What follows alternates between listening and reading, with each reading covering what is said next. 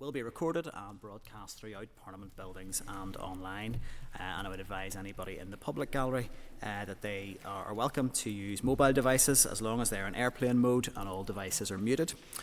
You can connect to the Assembly Wi-Fi. Password details are available on the gallery rules, and it is not permitted to take photographs or record any of the meeting. So we will make a start.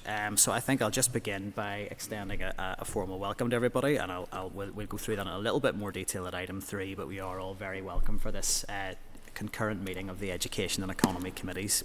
We will go to item 1 first of all, which is apologies. So can I just ask members for any apologies that they're aware of?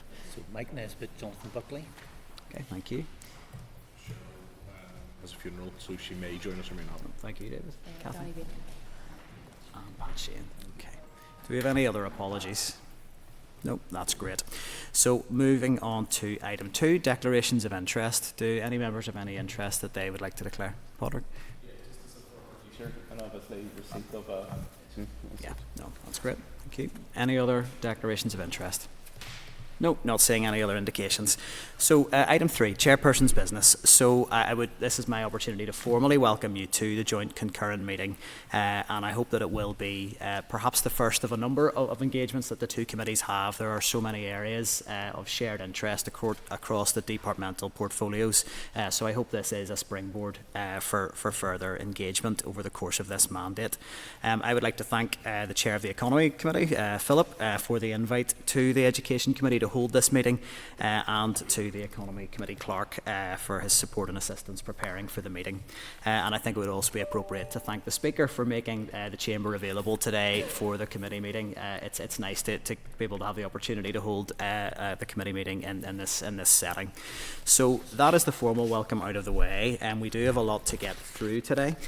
So I will move on to item 4, and that is an oral evidence session from Dr Deirdre Hughes OBE. So you're very welcome at our concurrent committee meeting this morning, Dr Hughes, and we are looking forward to hearing your briefing on your work in relation to the independent review of careers guidance, which you were commissioned to undertake by the Department for the Economy.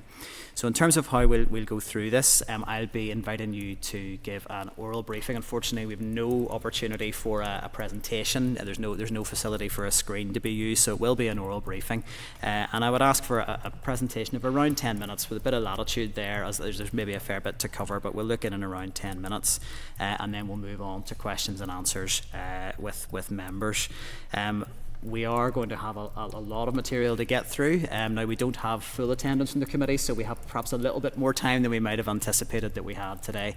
But I would say, in the main, if we can aim to keep our question and the answer to around 5 minutes per member, so that we can get through the business today in a reasonable timescale. But really that is all at this stage, other than to refer members to the relevant sections of their pack. So we have a copy of the report, Transforming Career Support for Young People and Adults in Northern Ireland, that's at page 18. Information on international exemplars, page 158. And then a recent further education news article on investing in careers and decent work by Dr Hughes, and that's at page 170. There is also a clerk's cover note at page 7 in your packs. So that's the preamble done. So it's really time to hand over to Dr Hughes, and we'll hear your opening remarks and go from there. Thank you. Well, thank you very much for this opportunity. I'm Deirdre Hughes. I'm an independent researcher and an international specialist in all-age career support systems. My academic home is at Warwick University Institute for Employment Research. I'm also founding director of DMH Associates, who've undertaken quite a lot of research here in Northern Ireland on the all-age careers system. I also am director of Career Chat UK, which is a technology company. And I'm really delighted. I think this is a really exciting opportunity to have two committees come together, two departments come together to really look at the review of the evidence. I started working in mid-2021 to the end of March, where I consulted with over 4,000 young people and adults in Northern Ireland on the report Transforming All-Age Career Support for Young People and Adults. I won't go through all of it. I'm sure there may be questions that you will have, but if I just give a very sort of brief overview. And once I've done that, I'd like to set out 8 key challenges which we may wish to discuss more fully.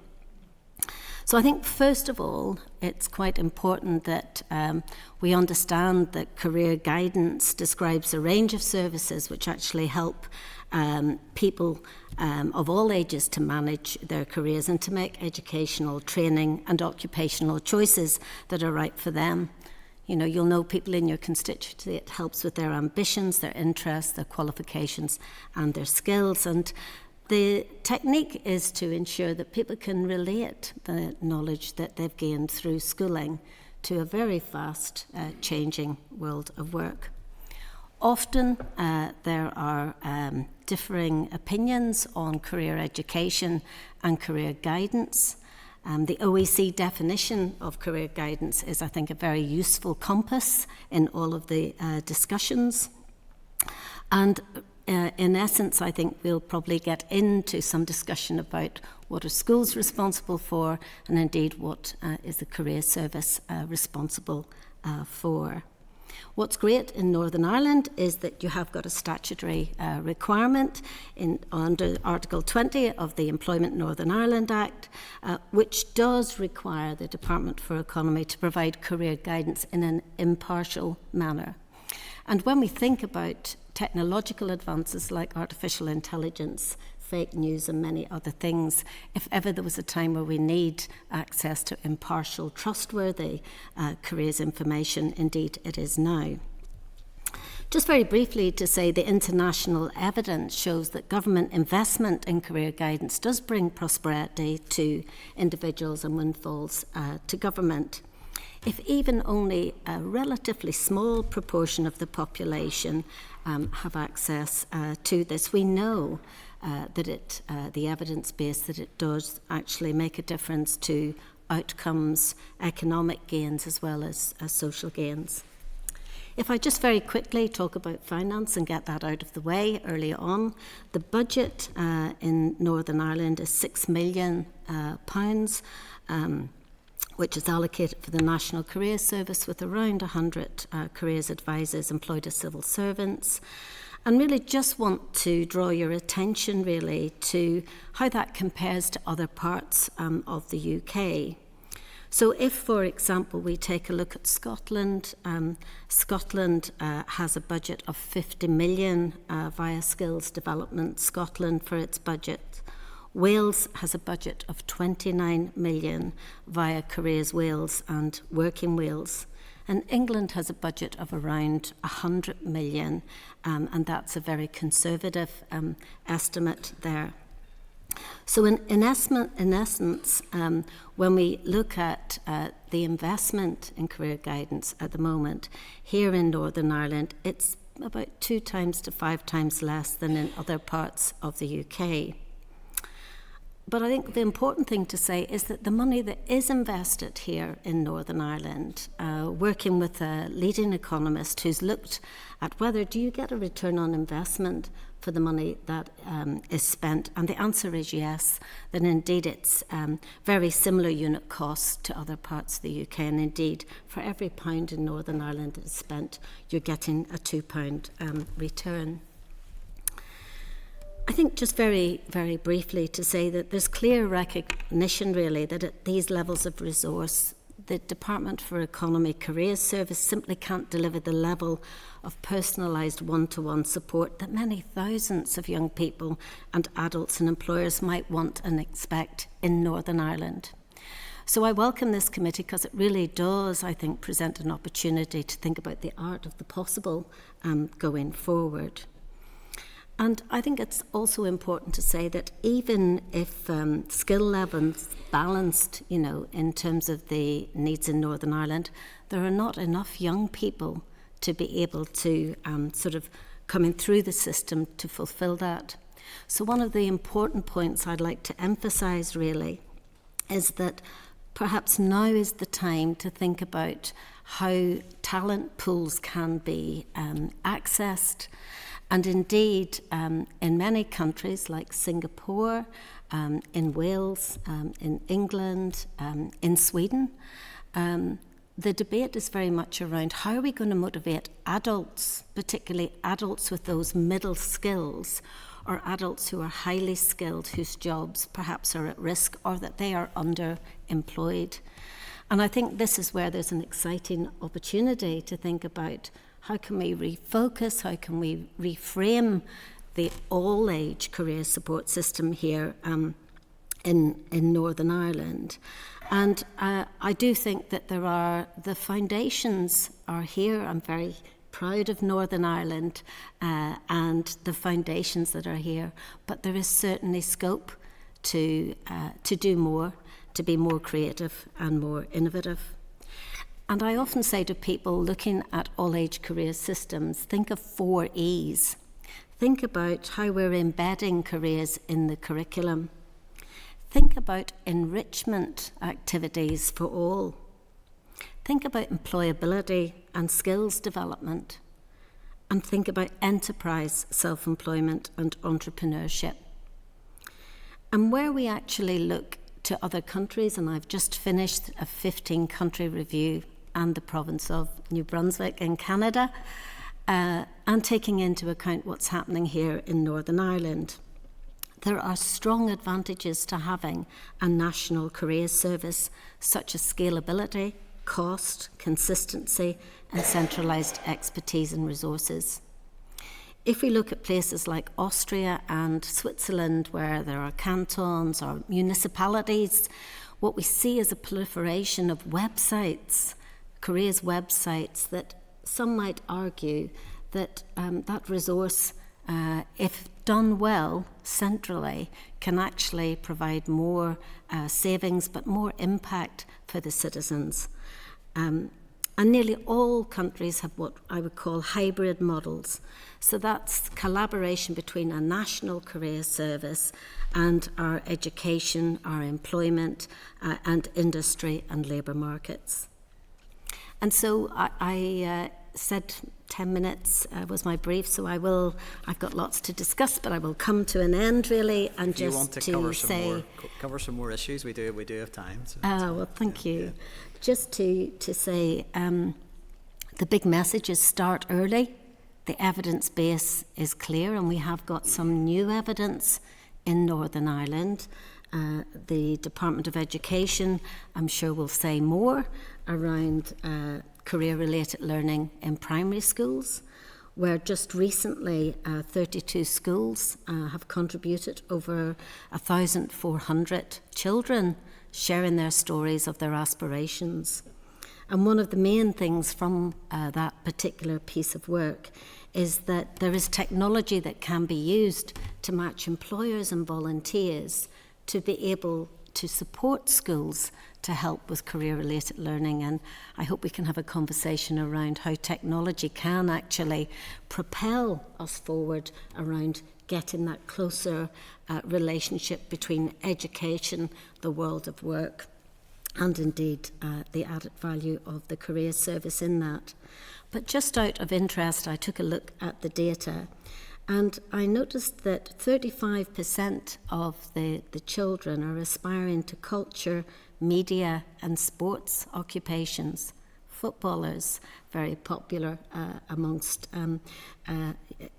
young boys, and artists for girls. And again, in the report, it will say more. But we have to say, what does that say about the current projected new jobs in Northern Ireland? Only 1% of those children's aspirations who participated in the study. And this is why we see countries like England, Iceland, New Zealand, Sweden and Switzerland who are actually investing now in starting early. In the report that you have before you, there are 13 recommendations in there, and this was a report from 2022. I think it's quite useful sometimes to think about the careers system, which can be quite complex, lots of multiple players in the system, to think of it as a lifelong guidance system. And in essence, I think there are three major domains, to simplify it, that we can think about. One is services to young people, one is services to adults, and one is technology, our digital services. And I think if we focus on those three areas and we sort of think about what could we do more that would help move us now at this crucial moment in time where there is fantastic opportunity, I believe, for Northern Ireland to be at the very, very forefront. There certainly are opportunities, I think, to make the visibility of careers more. And I'm going to finish by the 8 challenges that I see.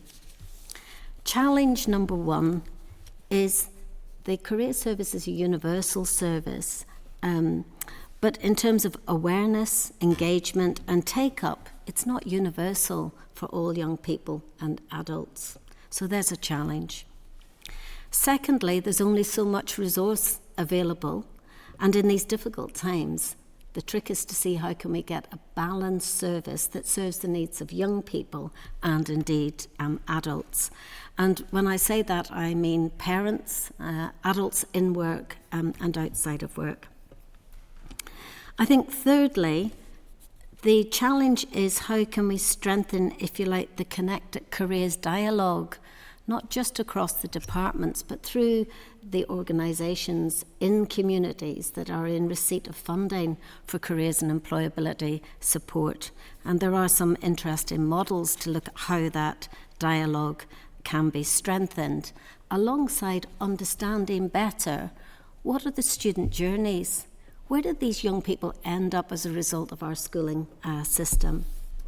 The fourth challenge I've mentioned, which is about supporting midlife careers support for adults. I met an employer yesterday who said, we took our eye off the ball and now we've got major staff shortages and an ageing workforce. Number 5, there's unclear roles and responsibilities. You know, what are schools responsible for? What are colleges, universities, and then the other parts of the system? Number 6, there is a lack, I think, of higher education, training and professional development in Northern Ireland compared to some other countries. So one anomaly from the research is Northern Ireland, out of the countries I reviewed, is the only place that doesn't have its own university, where it's building capacity across the system. People have to go either online or to England, Scotland, or indeed elsewhere. Number 7, we've got an ageing workforce. So we've really got to think about how we're going to tackle that ageing workforce, the quiet quitters and the great resignation, that we've got something in place where we have motivated our generation now and in the future.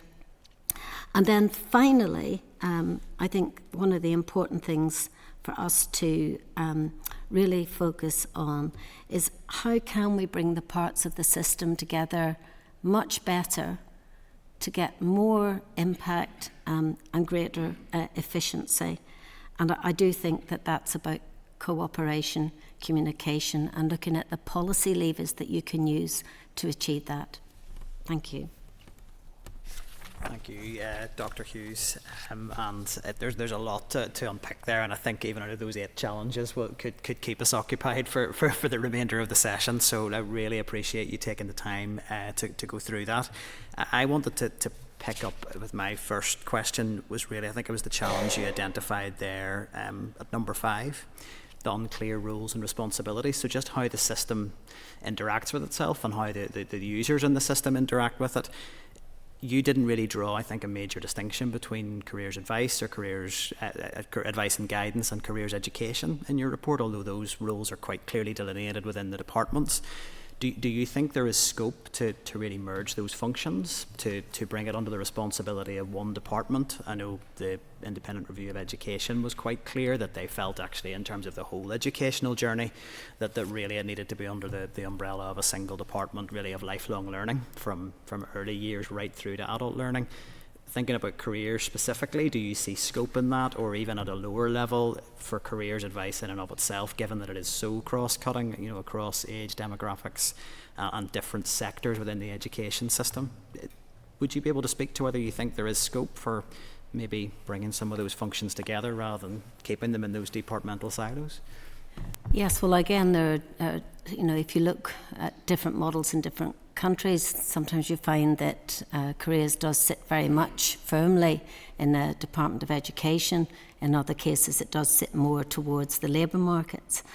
I think the first thing I would say is sometimes it's very easy to think, right, we just move everything over here and this will make it better.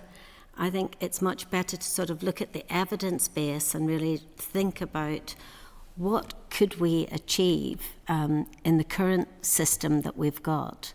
And I do see, as an outsider looking in, I do see now an exciting opportunity for the departments to work more closely together.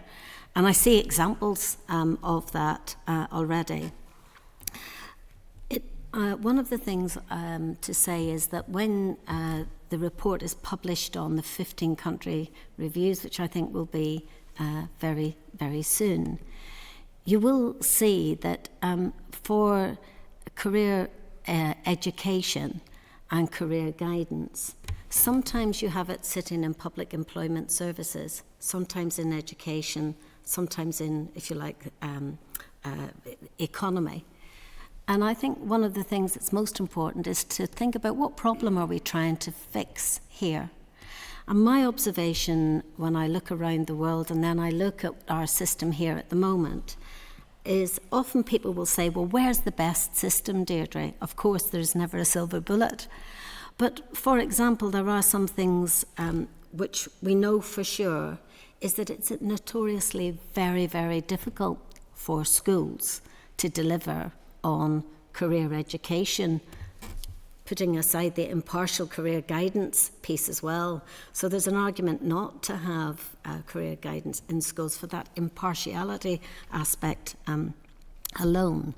But if we looked, for example, at Finland and we look at their system, in Finland, and this is only just one example, but Finland have not only legislation and statutory requirements for schools, but they have 76 hours of scheduled career education in their schools lower down, and that continues right through to upper secondary. There is an entitlement for individual guidance. And I think, again, if we looked at other countries, Iceland, again, for example, all these countries have got these same challenges. Teachers didn't come in to teach in education to become careers advisors. And this is one of our big challenges, I think, here. So my message is that rather than sort of thinking about, do we need to merge, though that is an option, and I think there would be scope to do some more detailing work on what that might look like, I think it's really important to look at, well, how can we create space for career education in the Northern Ireland curriculum? Wales went to what some might say a place of a brand new curriculum. Austria have done the same. And within Wales, for example, there's a very, very clear stream called careers and work-related experiences, and the statutory guidance and the curriculum is flexible enough for that to happen.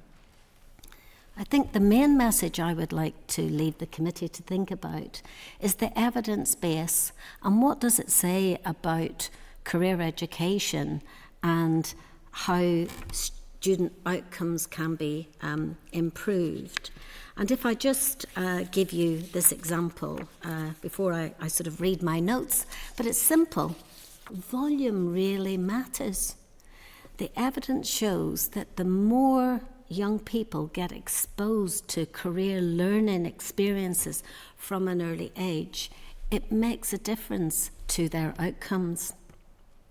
And I think a report that just came out from the university in London, UCL, just on top of the OECD evidence, just mirrors what I'm about to say, which is basically the OECD looked at 8 countries, and it really looked at what makes a difference in terms of improved outcomes for young people.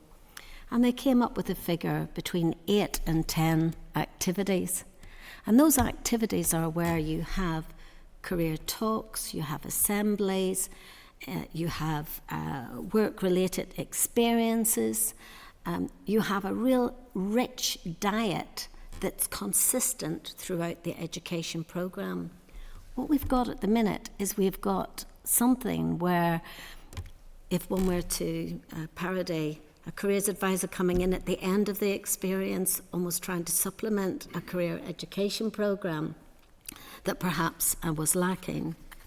And we just know that the system, what we need to do is think about how can we increase the volume of those activities. And to increase the volume, we have to find space somewhere in that curriculum, and we have to find support for the teachers. So, for example, a way in which we can support teachers, again, using technology, is our lesson plans for careers. You know, if you're a maths teacher and you've suddenly been told, or the PE teacher, you're in charge of careers, you know, it's a big ask to go round a school and say, you know, you've got to do more careers, but I'm not really too sure yet how to do that. And I want to acknowledge the expertise of the great teachers in Northern Ireland who are doing really good work around careers work. But it is a very simple message.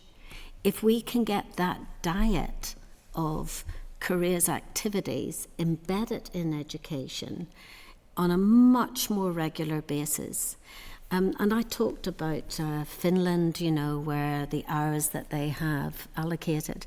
If in Northern Ireland we even just said, look, there's about 20 or 30 hours of, if you like, career learning experiences.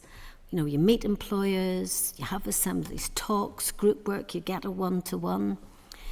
If we could get that in place, what we could also do is we could track the impact of that very simply, survey young people year on year over a 4 to 5 year period. Is it making a difference? What's working? And I think we can use data science more now maybe than we have done in the past. But I think we would see a return on that. UCAS reported last year that 25% of young people regretted the choices that they made once they had made a transition. And I think our role is to try and help people have hope and opportunity, not regret that somehow the system failed them. And I do think that we can be very smart around this and keep it simple. Get more employers and volunteers into school, use technology to enable that to happen quick and easy for the teachers. And I do think that we can draw on lessons from other countries, for example, Estonia, where through online webinars, teachers, careers advisors, employability professionals come together on thematic issues to drive up their skills. But I do think it's a very big ask to expect teachers to do all of this. And finally, in Austria, they have just put in place educational and orientation coordinators in school to do a little bit of the heavy lifting that the teachers perhaps had been expected to do, particularly with those most in need. So I hope that answers your question. There are options available to you, and I would recommend that as a result of this, that some scoping out of those options could be done. and you could keep it simple or... Question and more, I would have to say. I mean, I think from an educational perspective, the two main takeaways for me there, I think, is one around work experience, and I think that's something maybe for our committee to take away around the quality of offering of work experience and how accessible it is to all young people.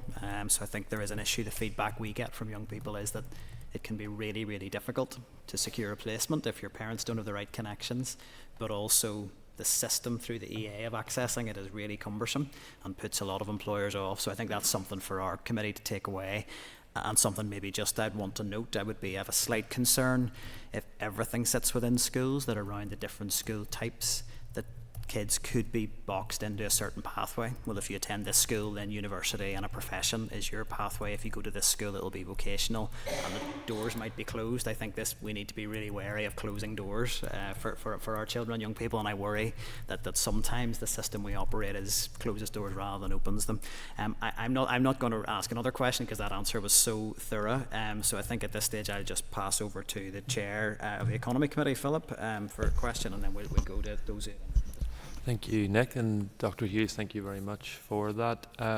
Maybe if I could just relate my experience of careers advice and then see if that's still the case. I was young once, but I'm not sure if that's still the case. So I attended a well-known grammar school in Belfast, and my careers advice was, this is how you complete a UCAS application, and this is the time at which you spend reading perspectives and magazines about the university to which you apply.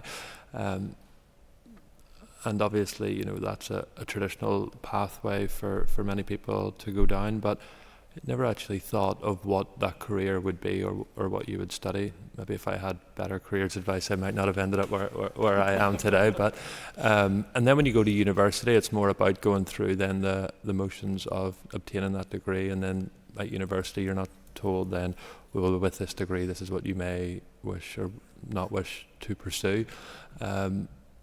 Is that still the experience in your view in many schools in Northern Ireland, that rather than advice it's a guidance as to how you complete an application for university, and it's still seen as the only legitimate way in which at 18 you move on to, which is frankly not the case, and there's so many greater pathways out there, and to simply tell a young person that the only way in which they can get the career they want is by attending university? I'm just wondering, is that still your view, that that's the experiences of many young people in Northern Ireland? I think there's two things to say on that. Firstly, during the pandemic, CEDEFOP, which is a major European organisation that brings experts together on career systems, highlighted Northern Ireland as an exemplar of good practice, that during the pandemic, Northern Ireland had a safety net for every young person, where a careers advisor contacted every young person. And that wasn't the case in all countries, and that was highlighted as an exemplar. I think one of the second point around your experience, it depends which school you go to and your diet of careers activities, really. There's clearly a challenge, not just in Northern Ireland, but sort of around the world, but specifically, I think, in the UK, around apprenticeships, parents understanding the added value of apprenticeships and other pathways beyond university.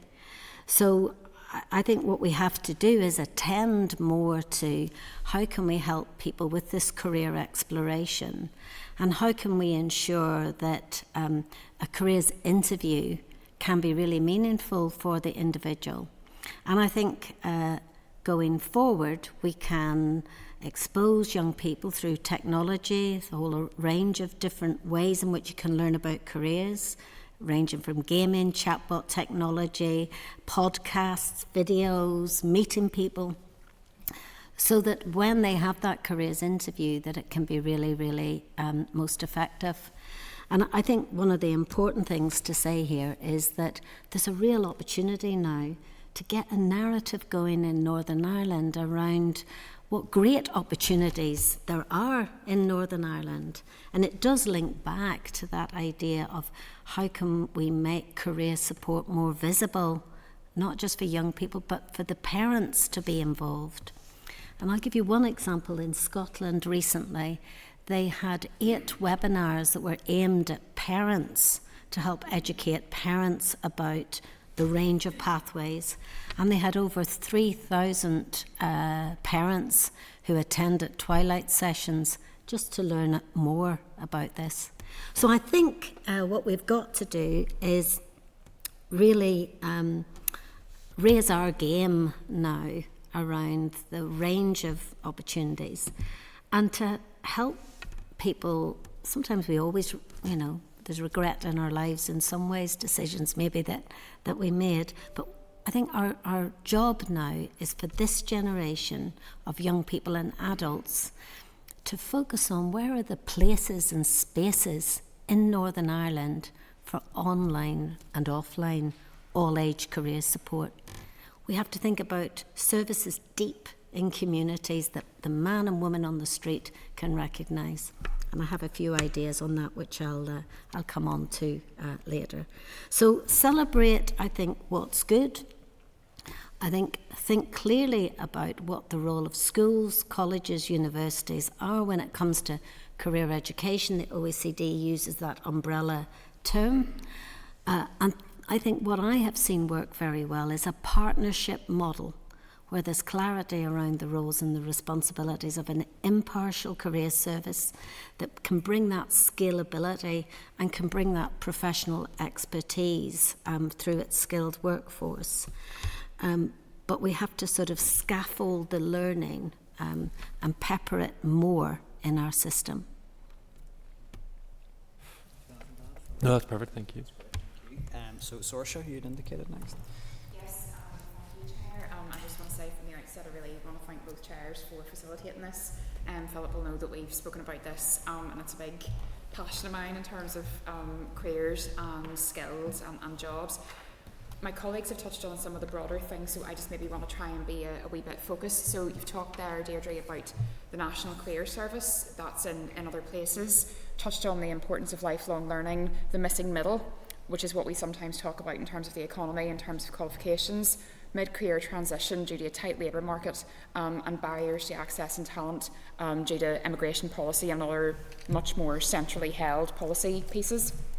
I believe, and the Chair can keep me right here, I think whenever we went through budget last week there was around £1 million set aside to scope for a careers portal, and you've talked about that a lot there. Starting early is important, and that should be reflected in the curriculum from primary onwards. We've also said about the need for jobs in the future that don't exist yet but need filled, and the need for collaborative working. You also talked about the importance of data capture, and actually I believe that Pivotal in the North have already started to gather some data from young people who maybe have, with a bit of hindsight, looked back and said, actually, I maybe wouldn't have chosen that. I also want to echo your concerns about teachers and the fact that this should not be a scenario where teaching staff feel that this is yet another that is put on top of them. I'm very keen that we address the issue of parity, which Philip has touched on. And I think if we look at continental Europe, that's something that they do very, very well there. And for me, my concern is unless we actually get in now and start to have those different conversations, we're almost working in a way where it's kind of already happened and we're working backwards. So for me, I would be very keen to hear what you think we can do to try and address that issue of parity. And lastly, in terms of the digital involvement, I'm just very concerned that, yes, of course, there is a role for technology, but from the economy side, in terms of employers, and my own background is HR and employment law, so I have my own personal experience that is much more than anecdotal. But employers really struggle to get people that are coming from either college or uni, and they're lacking soft skills, maybe. So I would be very keen that we do actually ensure that there, yes, is digital provision, but also that we're giving those opportunities to young people to learn face-to-face with people to be able to do those things. So I would just be interested to hear some thoughts on that. I think you're spot on around, we, however savvy we might be around using technology, most people will want some form of human support And that's why, you know, I talk about a hybrid model. What you see, particularly in the Scandinavian countries, what you see is, if you like, investment in a digital portal, because that digital portal can form almost like a spine for people to access the resources, the information, and for people who do want to self-help, it's there. But I think you're absolutely right around the thinking about those young people and adults, perhaps, who don't have the social capital, who haven't got the networks that perhaps you know, their counterparts might have. And this is where, if done really well, all-age career guidance can actually make such a difference in terms of social mobility, social inclusion, you know, and I even think of my own journey, you know, in that regard.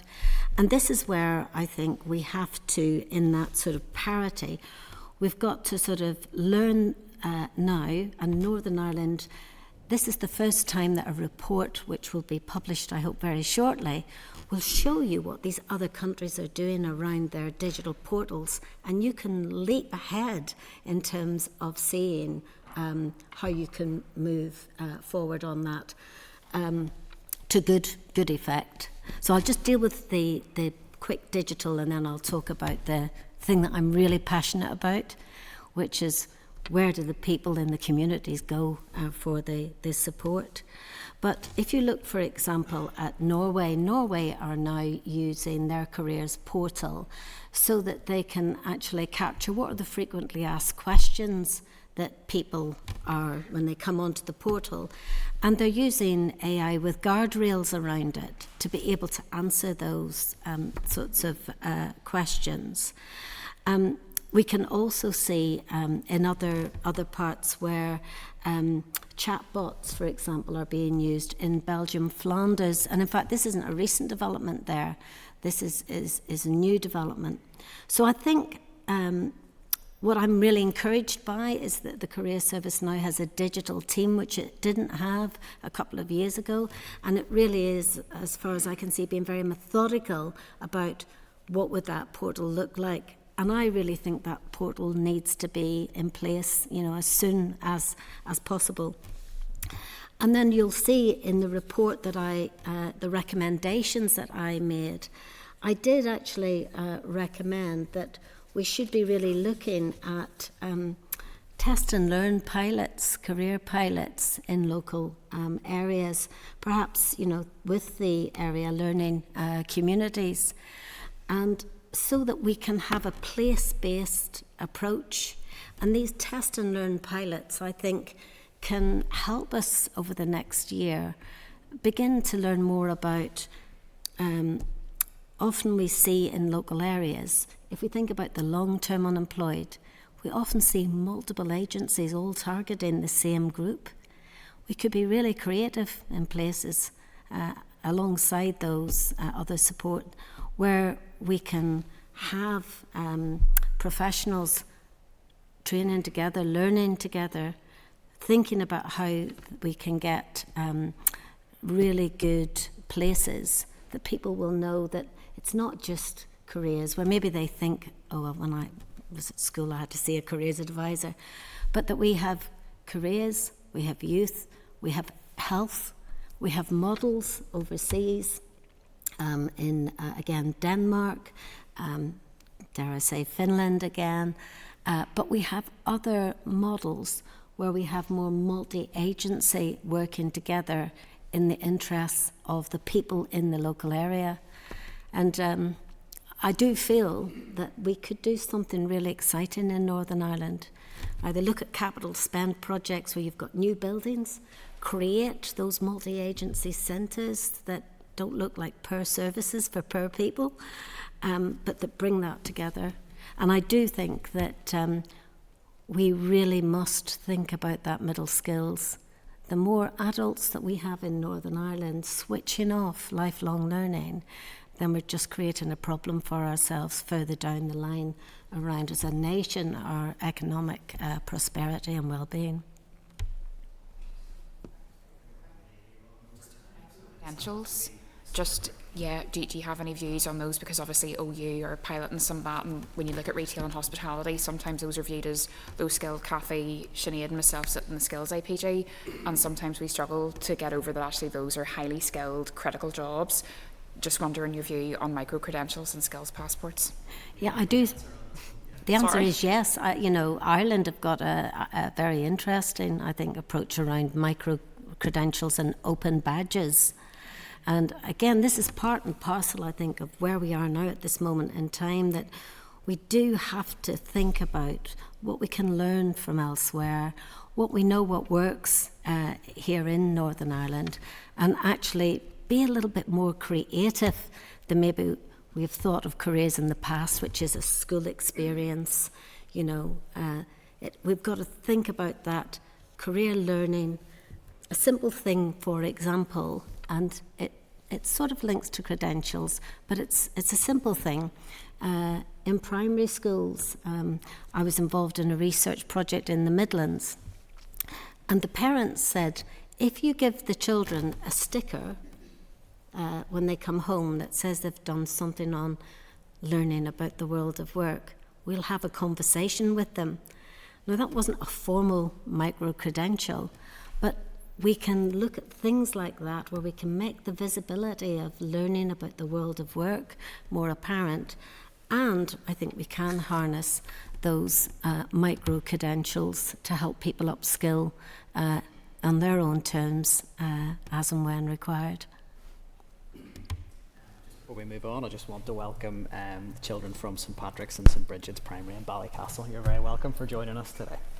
I'm going to bring in the next member. It's Padraig. I would just say we have a bigger committee to work through today and on a big agenda, so if I can just ask members to get to the questions quickly and to as far as possible, because we really appreciate having your expertise here today, Dr Hughes, but we'll just to try and get through the inquiries in that 5-minute window, just so we have enough time to get through the agenda and hear from everyone. But it's over to Padraig. So firstly, thank you for your presentation. It's been really detailed so far, and I think one of the themes that's come very clearly through our committee previously, but this joint committee as well, is around preventing working in silos. One of the big barriers which I would see, our party spokesperson for further and higher education, which we would constantly see, is around how schools are constrained in that they have to, in order to meet their financial commitments, they have to try and keep pupils on in sixth form. So just keen to hear firstly a wee bit more on your views on that and how we can change that, because I think that's one of the ways through this joint committee working which we can end that siloed approach. The other thing really was around, you've mentioned the journey and the career progression. One of the big things which we're hearing locally, we met with the Northwest Regional College last week, and what that was around career progression. So people who are maybe in a full-time employment now, they're looking to switch, but for them to switch role would actually mean completely giving up their job and trying something different, which obviously isn't ideal for a lot of people. But a broader point on that is around a careers audit, and what your views on that would be, where you think that would sit, because we're all very well rehearsed and very familiar with the difficulties where the shortages are, if they're in construction, if they're in these other larger scale areas. But in terms of pupils leaving school and this piece in particular that we're discussing today, I think it would be really useful to have that really detailed audit in terms of people understanding that, because quite often I'm a former teacher myself, primary rather than secondary, but a lot of times the people who are delivering the careers advice are the furthest from the workforce themselves, and obviously that you're more aware of that than I am, but I just think that presents a real difficulty in that. Yeah, I think there's two things there. It's often difficult for further education, higher education and training providers to get into schools. And there's a whole range of reasons for that. You'll know yourself from your own experience. England, of course, put legislation in place around the Baker Clause, which does require schools to give access to further education, higher education, and training providers. It's very difficult to police. But nonetheless, the legislation or the clause is there, and schools have to adhere to it.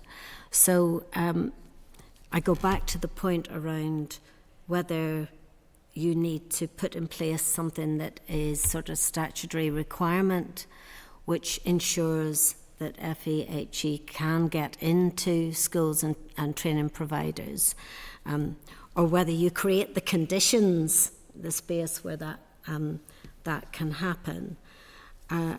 So I think those barriers, you've got to find a solution to move them, and it's either the stick approach or it's the kind of carrot approach, the incentives for that.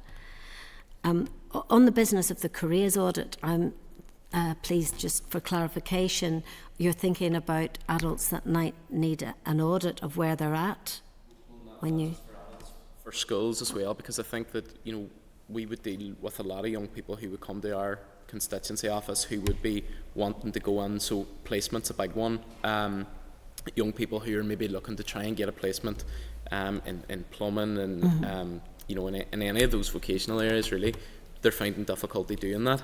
But more than that, it's really that they're going into a career and they're not really sure what the outcome is. You know, they're trying to get the kind of skills part out of the way, but not really understanding what the outcome or what the end result is. Yes. So I just think if we can have more detailed understanding of exactly what they need to get their outcome, and a clear defined outcome as well. But it certainly ties in with that, because one of the other pieces you'd mentioned as well was just around how, you know, young people at schools and their parents taking part in those, which I think is brilliant. But like my own experience, and Philip's isn't dissimilar, even though I'm a fair bit younger than Philip. But it was around, you know, for me, I was going into teaching. That was very clear for me, because it was going into a professional route, I suppose. So the school's guidance was get somebody in who's done that, get somebody in who's followed that path. But I'm worried that our young people who you know, aren't going down the traditional route, and particularly in terms of what you've mentioned around parents, we know a huge number of our young people who maybe don't have that parental support, or maybe don't have that history of education in their own home. I'm worried that they'll miss out in any of that as well. So how do we incorporate them into that? I think it's really important that we think about skills. You know, from primary right through. Often we're so focused on qualifications that we almost immediately, without any intention of doing so, we have the elite, you're very bright, you'll do okay at university, and then we have the rest. I think we've got to find a way of flipping that, and I think anything that we can do, for example, to put in like an essential skills framework that can be sort of help young people to see what skills that they're accumulating, you know, over time. I was very struck when I was researching careers in primary school that often the children leave primary school and they know what sort of skills that they've got. They know what they're good at. But when they move into secondary education, sometimes they're never asked about that until they're 14, 15, and there's a real opportunity lost, which is why I kind of keep going back to, can we find the space for that sort of continuous exposure to careers? Labour market intelligence is really important.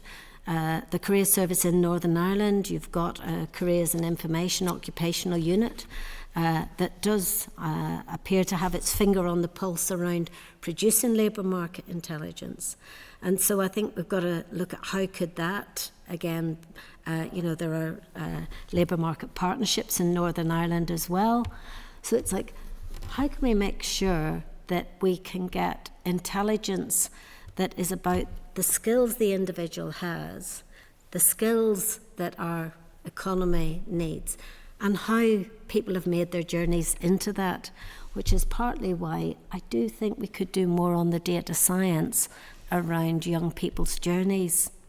Scotland, who have a much bigger budget than you have here in Northern Ireland for careers, they have a research and evaluation unit, and they track young people, they track their journeys, they're able to feed that back into the system.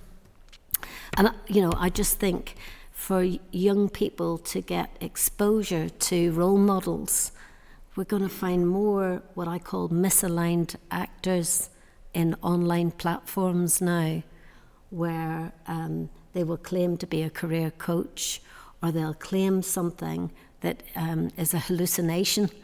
And I think this is where now, if what we can do is, we know that if you're in a rural area, your chances of finding employment in that rural area are that much less than if you're in a city. I think, again, with technology, we can begin to look at how far are people willing to travel. We can use technology in an anonymised way now, and what are the occupations that they're searching for? And this is really why I think it is exciting in Northern Ireland. I'm going to ask, before I bring the next member in, members, I'm going to need your assistance here to get to your question quickly. We want to hear from Dr Hughes, and if we have a long preamble, I may not be able to actually bring everybody in on the time that we have, so I want to make sure we get everybody. So if I could just emphasise that if we can get the question quickly, and then we've lots of time to hear from Dr Hughes.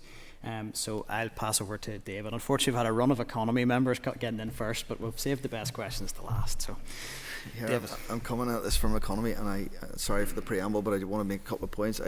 Philip's experience, my kids have just come through, and my experience is as a UCAS form. Filling, that's it, in a large grammar school in Belfast. And the difficulty I have with that, it's limited to GB and Northern Ireland universities. So the opportunities of the world are missed. It's simply UCAS. So if you want to go to CAO system at South, you're on your own. If you want to go to Europe, you're on your own, and that's limiting our thing. The other thing I want to say, I just want to tease this out, because you just as you were talking there, I come up with a different angle. But education, if we look at careers, it looks like we're mopping up problem. The education system is funneling people on failure from such a young age that whenever you get, my daughter's doing law, you're choosing people, selecting people that don't actually create wealth for Northern Ireland. They actually work and create good salaries and here, as a dad, I'm proud as punch, but there's no wealth creation. Yet the wealth creation that comes from our entrepreneurs and our self-employed and everyone else feel like failures. But yeah, so my point is that, just to pull that out, is what's the model in other places that are bringing this doing this better to create people balanced across that are generating wealth for the country as an economic. You know, Singapore is one of those places that have got that commitment to sort of all age career support. I think what you're describing is the haves and the have-nots in essence. And as society, I think, not just from an economic viewpoint, but from a health and well-being viewpoint, and also social prosperity, we are stacking up problems for ourselves. So I think on the international opportunities, it's so fascinating when you work with private schools from the independent sector in England, for example, where if you're not offering some international opportunities, there's something wrong. So it'll be very interesting to see, what the career service can do, is doing, may wish to do around that. I'm sure they will be best placed to say that. I think what we've got, I do have to go back to this, you've got a lot of social capital and your children benefit from that. What we have to do is think about how can we mainstream career support for young people coming through that education system, where rather than thinking, fill out a UCAS form, they're actually thinking, I met someone who, could mentor me, and I could be an entrepreneur, or I met a really skillful careers advisor who's reminded me of the skills that I've got, and I could do more than just. But it's a big ship that needs to be turned. And I do think that we just see it played out already in the news this morning about discussions about university courses and their relevance. And, there are so many, I'm an entrepreneur myself, there's so many opportunities. And in Northern Ireland, maybe one of the things you could have a look at is this notion of, could you have career hubs and enterprise hubs, and if you've got employability hubs, which I suspect you might have through the local authorities, could you find a really good way of, in that place-based sort of approach, bringing those hubs together so that they can actually make, not compete with each other and make opportunities more visible. Gary? Dr Hughes, for obviously coming along today and for the report as well. The question that I want to ask is in relation to, and it's something that's raised at the Economy Committee very often, is around the Economy Minister's vision, good job, etc. What is a good job? And that is important when it comes to careers advice, because we all have our own definition of what is a good job. And one of the recommendations in your report relates to career-related learning beginning in primary school. So I just wanted to get your thoughts around, as I say, those that are providing the advice need to know, in terms of that definition, if it's coming from the department, what is a good job? And, in terms of careers learning at schools and at primary school, is it an appropriate level to get and to start working on children at that age? And I'm thinking in terms of, children particularly have aspirations. You've done surveys and some of them want to be footballers. I think there's an innocence in, allowing a child to be what they want to be and let kids, as they say, be kids. But it's still time for me. No, there's no hope. That's gone. I've given up on that dream. But in terms of, in terms of learning across the board, are we seeing benefits of that type of activity happening in primary schools? Are we able to meet, obviously, the demands and the jobs and the skills that we need for the future if we're interacting with kids at that stage? I've just recently written a book on decent work, inclusion and sustainability. I'll just mention that, but really just to say that at the heart of that is good jobs. I grew up in Northern Ireland in the Troubles, high unemployment, and I could see the effect of that, not just on my family, but on the community. So I'm absolutely clear that good jobs are what we need to create. If I tell you that if you look at the academic evidence on why should we at the age of 7 or 8, why not let the children just play? And we know that statistically, by the age of 7, young people, boys and girls, begin to separate out jobs that are for boys and jobs that are for girls. And what we've got to do is break down those barriers. The whole STEM industry, Northern Ireland, we need more female engineers and scientists. And so for anyone who thinks maybe we should just let the children play and let's just focus on the secondary piece, in a way we're stacking up problems for ourselves. The academic research could not be clearer that, of course, children go through a fantasy stage. Maybe when they've said they want to be a footballer, it is a fantasy stage. But what we've got to do with these children is to help them developmentally, help them understand the relevance of the schooling. So the work from Primary Futures in other countries has actually shown that by having this intervention of employers and volunteers coming into school, there's something about children thinking, I understand the relevance of maths now. I can make a pizza and have to weigh it out. And when I've got someone from a pizza company who's going to take my pizza and, part of a competition, we can bring learning alive quite easily. And I'm a great believer that we've got to do more and start early. Very, very briefly, and I thank you for that. And I suppose what I was getting at in terms of the good job pieces, what we don't want is a situation where whoever's providing the careers advice at that young age is telling a child that they can't do something. So, for example, I think of a personal experience where, I remember, teachers saying to my parents, well, Gary's very quiet, he doesn't ask questions, he doesn't do that, he can't be that. What I'm saying is, so it's not even just in terms of aspirations. I would have concerns if the advice needs to be appropriate in terms of not ruling children out of things based on the fact that, as I say, they may not be able to speak in front of a class at that particular time. That doesn't mean they can't in the future. There's 3 things in that. 1 is skills. 2 is that if we look, for example, I've mentioned already how we can use the platform to link employers and volunteers. But 3, very interestingly, in Wales and in Scotland, they're using Minecraft gaming to help teachers to break down those barriers that you've described, that no one just comes in and tells them. So rather than careers advisors coming into school, we're talking about that exposure to career learning, and we're using techniques, and a role for a careers service can be on that scalability around providing the resources that equip these teachers so that they can do that really well as a natural part of making the curriculum relevant to a changing world of work.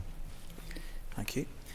Sinead, you were next. That's all the economy, just all a big rush right at the start. Thank you, and thank you so much, Deirdre, for your evidence this morning. It is absolutely really insightful. And I suppose it's kind of shining a light on how far we are when you look at the Scandinavian countries and how they have dealt with it, and they've built it up from a very young age. And I think the most ambitious people you'll ever meet are primary school children. It's astronauts. There's no limit to what they can be, and then they become limited by our system. And I suppose what I want to ask you, obviously, you mentioned the investment that we, put into that careers department and how we work it. Like, we're so far away from being a model of best practice because we are investing so little, and it is a very broken system because it's over a number of departments. And obviously we had a strategy 2015 to 2020. What is your assessment on that strategy and how it hasn't delivered? I mean, we were promised a portal, we were promised a database for work experience, and actually we've actually disinvested in organisations and companies that were delivering those areas on the ground. For example, School Employers Connection in my city, it just didn't get any funding. Was working for 25 years in that area, work experience. How can we do this without investment, and how can we do it when we don't collaborate? And this is great today, collaborating as committees, but departments, they do work in silos. So I just want you to talk to the investment piece and then the collaboration piece, and what we really need to do to ensure that we are ambitious for the system, as government. And then I suppose the biggest career advisors for any child are their parents. So how do we get in there and start working with our parents in order for them to support their children as well? Well, I think in investment, I have worked in enough countries in the world to know that you don't always just start off by saying it's only going to change if you've got more money. That we have to really look at, what are the financial inputs to the system at the moment, and then look at how can we get those, if you like, efficiency and impact gains. So I think that's the first thing I'd say on that. In terms of strategy, like every country that has a strategic forum, and indeed Northern Ireland has a strategic forum, that forum can be a really good mechanism, if you like, to really look at what progress is being made against either a strategy or a particular work plan. I am of a view that you could, in Northern Ireland, I could come and say you need a new strategy. I would much rather in Northern Ireland you come up with an action plan that will enable action to take place and move forward. And for that action then to inform a new strategy that, perhaps this is just my personal view, but I think it would be a step backwards to think, let's spend all our energy on a strategy now. We know what the cornerstones are. We know what good can look like. So let's see, can we get a joint action plan that will move things forward? And we can measure that, on a basis either through a strategic forum or indeed there can be other mechanisms put in place. I think that's a very helpful thought to carry on to our next briefing with the departmental officials. That we do love a strategy in Northern Ireland. It's something we're very, very good at writing strategies, but we're not so good at implementing them. So that's great. Thank you. So Cathy, you were looking in next. Thanks, Chair. And thanks, Dr. Hughes. It's been extremely interesting, I have to say, and a lot of what I had wanted to cover, you've covered in your answers as well. It was something, and it's just, I suppose, us in the Education Committee at the minute are dealing with, it's probably our top priority at the minute is around special educational needs and children with special educational needs. And the crisis that they're facing with placements and things like that. But something that has arisen recently, and even been chatting with Saoirse around it as well, around that post-19 age for those children who have left school and are sort of in this limbo, don't know where to turn to. There's a role to play for Department of Health, there's education, and there's economy within it all. There's a number of campaigns happening at the minute, No Caleb's campaign that's happening now too, and there's a lot of parents who are in this space who don't know where to turn to. Is there anything specific that you could advise on around special educational needs when it comes to careers advice? Pleased that you've raised this issue, because I think there's something like 30,000 young people or adults in Northern Ireland that are disabled or have got special educational needs, and that's probably a conservative estimate as well. In the report that I've produced around international examples, there are some examples on SEND provision, some where again legislation has been enacted, others where there are examples of good and interesting practice. I think what's really important is that we need feet on the ground of people who will broker opportunities for young people and adults. I know the career service because when I looked at what they were doing, I know that this is one of their priority areas, and I'm sure you will hear more about that. But I think we've got to remember that those SEND young people, when they move into employment, if they can find employment, actually are often overqualified for the jobs that they're doing. So there's a real scope for us to do more campaigning around how employers can benefit from a range of people with alternative learning needs. And I do think it's in a very important area. I would have to go back and check my notes, but I do know that in the report that I've produced, there is a focus on SEND within there, and you'll see how some places are focusing again on that place-based approach. Some people are also saying, well, the technology will also allow more opportunities to be made available in a much more flexible way. But I'd be very happy to share that outside of this meeting. I know just in my own constituency, or just outside it actually, there's Harry's Place.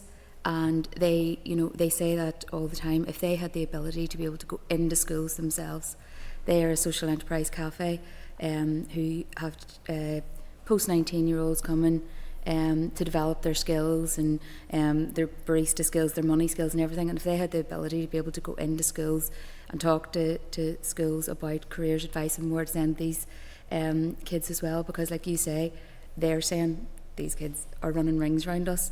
They are completely overqualified for what they're doing here, and they're obviously very limited in the amount of that they can employ too. But if we were able to get that link, I think together much more, it'd be revolutionary. I think for here. Hubs, careers, enterprise, employability hubs, these test and learn perhaps sites where you could focus on SEND, and certainly in London. They have adopted a sectoral approach, but also targeting very specific initiatives. So there is some interesting work around bringing people together with that clear focus on that particular target group. Has been a real focus for the Education Committee, so again I think that's one we can pick up with the officials. I thought Cathy was going to steal Ballinhinch out of my constituency there for a minute, so I'll add the shout out to Harry's Place. And they really do provide a great example, I think, of work as a community as well. Work is not just about getting a paycheck. It's there is such an important social and community aspect to sense of belonging that comes with employment that we shouldn't lose sight of. Robbie, you're next. 10 out of 10 so far, so I hope you don't drop the ball, Dr. Hughes. Picking up on Cathy's point, so it's not just SEN children, but children with disabilities, particularly in around non-verbal, and On the Education Committee, we hear an awful lot about the role of the parent, and I know the parents have been picked up in the report. So how do we ensure that the parental voice for those children who need advocacy for longer is transported through? And I'm thinking about this not so much in terms of the school piece. I know we're talking very much about the careers piece in schools, but we have a market there where obviously the job opportunities, and want every child to have the best opportunities that they can have. Have you examined a mechanism for that? And not just disabled and SEN kids, but also children from a looked after perspective, care experience, and also those from a socially deprived background. That's the first question. Second question then moves into the portability, agility of transferable skills. They give you the context for that. In 2000, I joined the fire service, didn't have a GCSE to my name, made it to station commander, which was grand. However, today I can't join the fire service, but I have really good transferable skills. Is there somewhere within the independent review of education or something we can push that we really are radical in terms of how we create awards or lifelong abilities that some young people have? Yeah.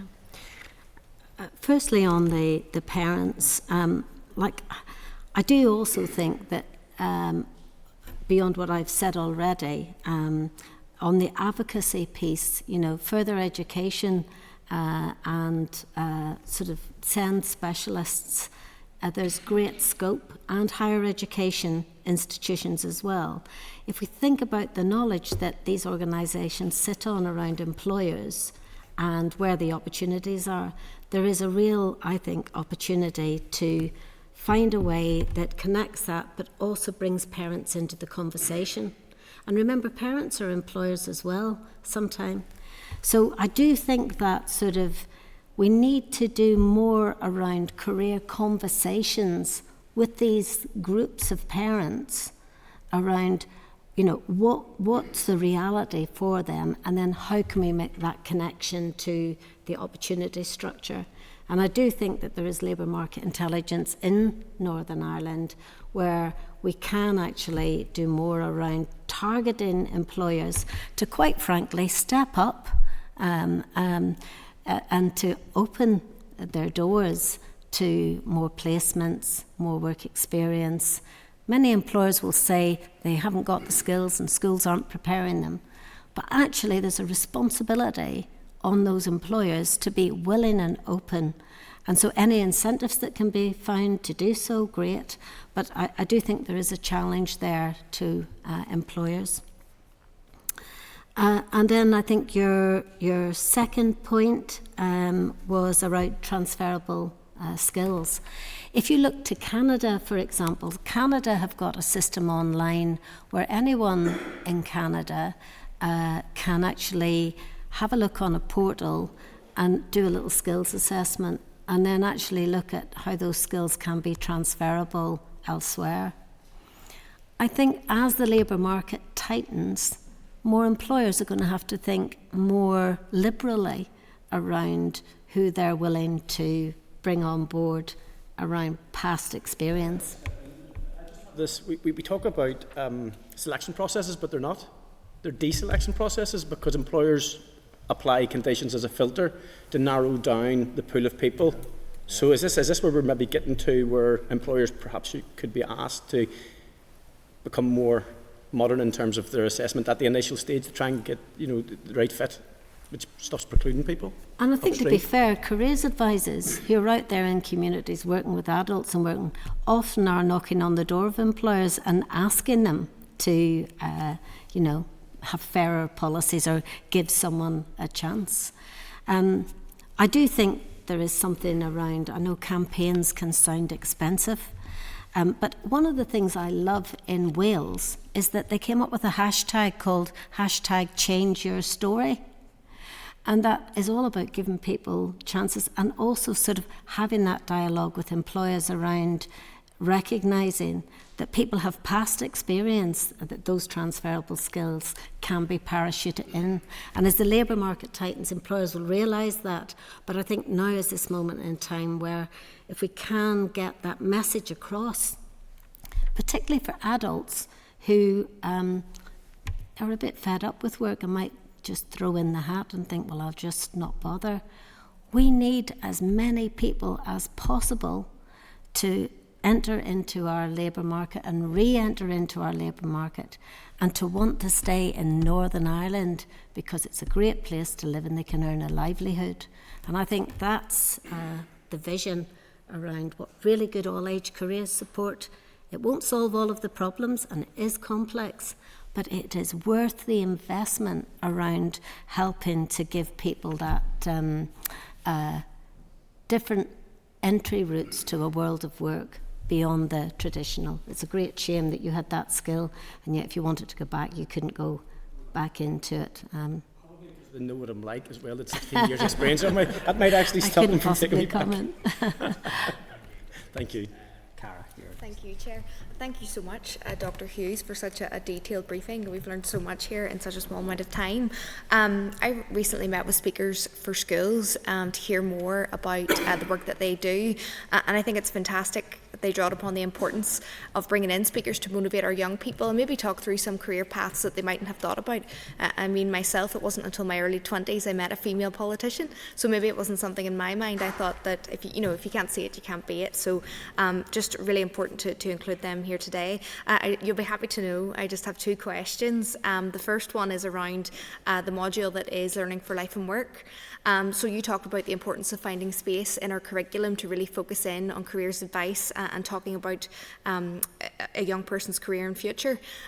Do you think there's more that we can do within the LLW module? There is an aspect of it that focuses on employability. Do you think that there's more we can do there? Because in my own lived experience, I found it really unhelpful. So I'd just love to hear your thoughts on that. Yes, I think we could do more. I think it's an opportunity to revisit it and to see, and at the expense of me sounding really repetitive, it's about that diet. Well, if you just put in a module, like Finland have a module for careers, but they don't just parachute it in, it's part of that systematic process, that rich diet of exposure to role models and experiences of the world of work. So the answer is yes, I think we do need to do more than that. Again, I think we can look to this exposure of role models more. New Brunswick in Canada have got centres of excellence that are sector specific, that are virtual learning environments that bring role models in and connect people. So I think we can learn from that, and of course the module in Finland that exists called TET module. That's really interesting. Yeah, I think it's really important when you're at that young age, you're like a sponge, you want to take in as much knowledge as possible, so it's important to get in while kids are young. Just my final question then is, we've touched on today some really interesting models from other countries. I personally finished my secondary education in the United States in California, and they had a system, GWEE, which was the General Work Experience Education module, which essentially put aside 2 hours every day of your diary, and essentially you could use that for work experience, and it acted as an incentive to get young people thinking early about their career and to get enthusiastic and excited about stepping into the world of work. And also they got paid while they were there. That was part of the programme. Do you think that's something we should look at here or replicate here for the people of Northern Ireland? I think it's certainly worth having a look at alongside the New Brunswick and the Finland model for sure.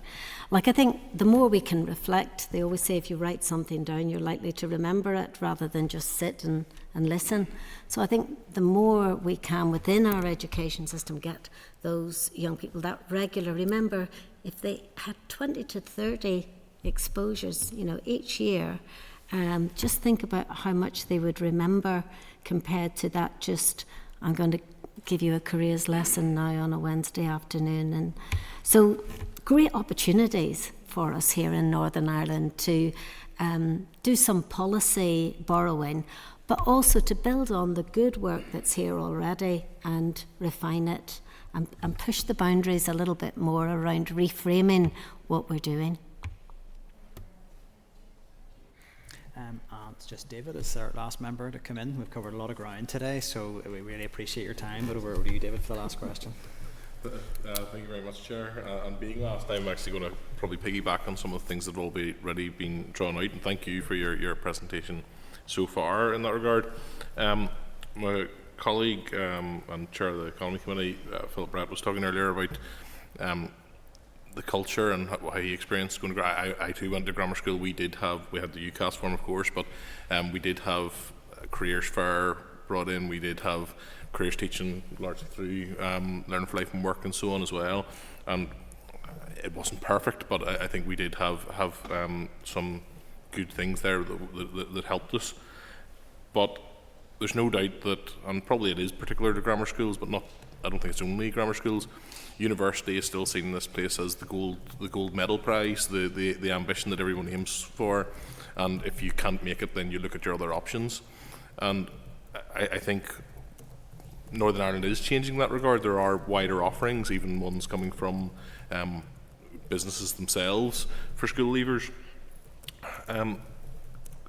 International examples. Do you have any good international examples of places that have been successful in changing their culture? We often hear of Germany and how apprenticeships are prized there with their automotive industry and so on. But if we're looking at models that we can look to and see success of to implement here, what would you advise? Well, again, Austria and Switzerland have done quite a lot on this. Switzerland in the cantons have got a whole range of different types of initiatives. I have to say, I don't think it is just unique to grammar schools, though grammar schools I do, recognise this. But it is really about culture change. And I do think the data science could help us if we could undertake that regular sort of research around what are the young people's experiences, and also then what are the outcomes, where do they land, and also how long do they stay there for, and then link that back to really the return on investment. So I think there's plenty of very detailed examples in the report, which I hope will be published shortly, and you'll be able to see that. But I think culture change is only going to come about if we're creative, we have these pilots, because at the end of the day, it's leaders in education that will actually bring about the culture change. If the leader in education is fixed on what really matters is just the academic attainment and the students that go to university, then I think it will perpetuate itself. We need really good leaders that see the value of a change in society and a changing world of work where young people can really maximise their skills in a whole range of different settings at a range of different levels. And we'll get more role models and we'll get more people inspired. Thank you. And just one other question then. In your response to Sorcia, you talked about how we can use and other examples where AI and chatbots have been used, and maybe that reflects the area that you work in as well. But you talked about the guardrails being put in place in other places. What does that look like? Because I'm not a technophobe in that regard, but I do have some concerns about young people leaning too heavily on artificial intelligence without having appropriate oversight and supervision of that. I too have concerns, and I'm involved in the sort of AI and large language models development. So I think, first of all, in terms of in the UK, it's encouraging that the heads of career services have come together to really look at what's happening on AI. And I think they're right to be cautious at this stage. So that's a very positive development. Secondly, around putting guardrails around AI. For example, you can use chatbot technology where you asked the OpenAI or ChatGPT to behave as if it's a level 6, level 7 careers advisor, which means that and you program it that it'll adhere to an ethical code of conduct. So you can put guardrails around it that will make careers information and advice more readily available, but you still have to have a warm handover to a human advisor, the point that was made earlier. So my message is be cautious, don't jump in just immediately, because we are on that wave of AI in education, AI in the world of work. There will at some point be a trough of disillusionment where people see that it can't do what they thought it could do. And it can hallucinate, so it thinks I'm a professor at Derby University, and I worked there for 10 years, but I'm a professor, associate professor at Warwick, so it gets it wrong.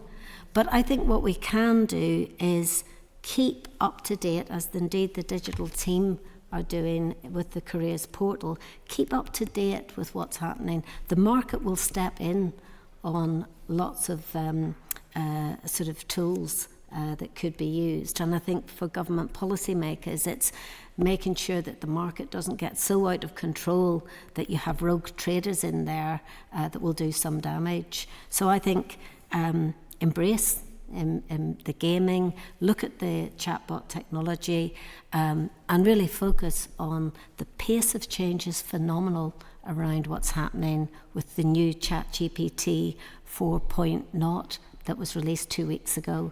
It's unbelievable what you can do with that. So I think keep finger on the pulse, and again, in that space, make sure that you've got some ethical codes wrapped around it.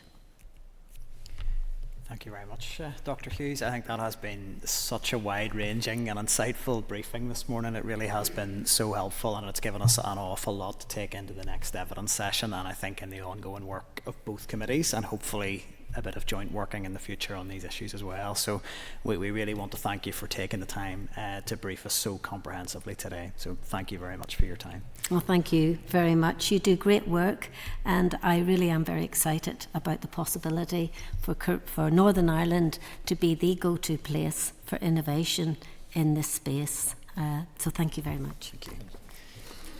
Okay. So while Dr. Hughes is leaving, I'll just take this opportunity to welcome the Youth Assembly into the chamber. So it's great to have you all here, and hopefully we'll get the opportunity to chat with you all later when we get a bite to eat after the committee session. So that's an incentive to make sure we get through our next session in really good time. So we have plenty of time to speak with the members of the Youth Assembly. I think at this stage it would probably be best to look at any actions arising from the concurrent committee meeting really after we've had the department in, so I'm happy to move on to the next briefing if we can bring the department officials through, and we will make a start on that. And if I could just emphasise for this briefing, I'm going to be really rigid on timing, so last thing I wanted to do was to cut Dr. Hughes off because her insights were so helpful, but I think in this session if I could really ask members to be getting straight to question, and then for the officials as well. So we'll just let the departmental officials get settled, and then we'll make a start. And while they're doing that, you can refer to your packs. So we have a briefing paper that was provided by the departments at page 187. Some previous correspondence from the departments at page 208. Then there is a copy of the Preparing for Success 2015 to 20 career strategy, and that's at page 223. And then there is a joint departmental paper on the 14 to 19 framework at page 286 of your packs. So that moves me on just to be able to welcome the officials to the Assembly Chamber today. So thank you for your time, and thank you for agreeing to facilitate the joint departmental briefing on careers, education and guidance. It's very, very much appreciated. So with us today we have Clement Athanasiou, who's the Director of Apprenticeships, Careers and Vocational Educational Division at the Department of the Economy. We have Christina Kelly, Deputy Head of Career Strategy at the Department of the Economy. Karen McCulloch, Director of Qualifications 14 to 19 Strategy, Department of Education, and Gareth Edge, Head of 14 to 19 Strategy Team in the Department of Education. So you're all very welcome. We have, well, the numbers are reduced a little bit, so we might get through things a little quicker, but we are dealing with a bigger committee session today. So if I could ask from the officials' perspective, it's not necessary for every official to answer every question, so we just really to defer to the person best placed to answer the question. I'm going to ask you to give an oral briefing to the committee's first, and I would ask for that to be at up to 10 minutes, so 10 minutes at a maximum of an initial opening statement, and then we'll move to questions, and if members, just as before, want to indicate to the clerk when they would like to come in. But thank you again, you're very welcome, and it's over to you. Thank you very much. First of all, we'd like to thank the chairs and members of both committees for the opportunity to be here today with our colleagues from the Department for the Economy to discuss careers. We'd also like to thank the clerks and the departmental liaison officers for their help in coordinating the session. Sorry, thank you. In the opening remarks, I'd like to outline the nature and content of careers provision in schools and the common themes that have been emerging from recent reviews and reports before handing over to Clem to talk about the work of the Careers Service.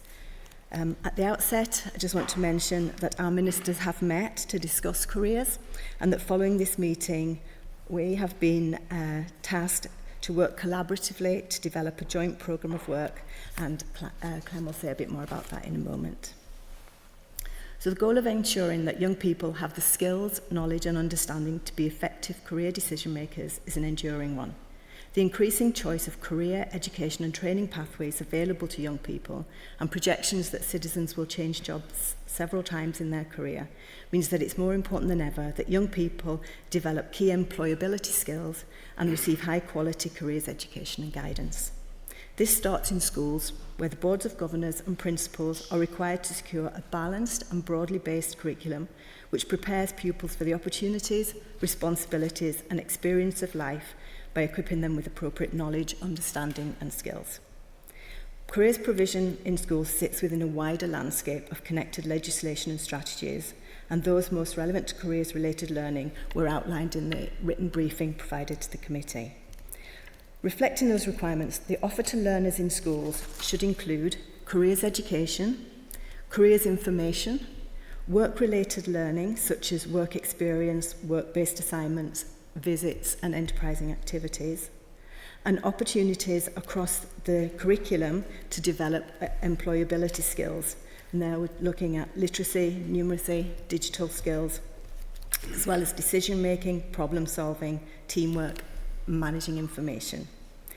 And young people should also be given opportunities for high-quality, impartial careers advice and guidance. Following the introduction of the Career Strategy Preparing for Success, the Chief Inspector's reports noted a significant improvement in the quality of careers in post-primary schools, rising from 35% to 68% of schools in which quality was evaluated as good or better. That increased again to 86% by the end of 2014 and 90% by the end of 2016. During this period, there was additional investment in careers to fund employability and work-related learning activities for pupils in the school. This funding provided opportunities for engagement with the world of work and a CPD programme for teachers. Area learning communities had also been established to support delivery of the entitlement framework, and each established a career subgroup comprising careers teachers and coordinators from the participating schools.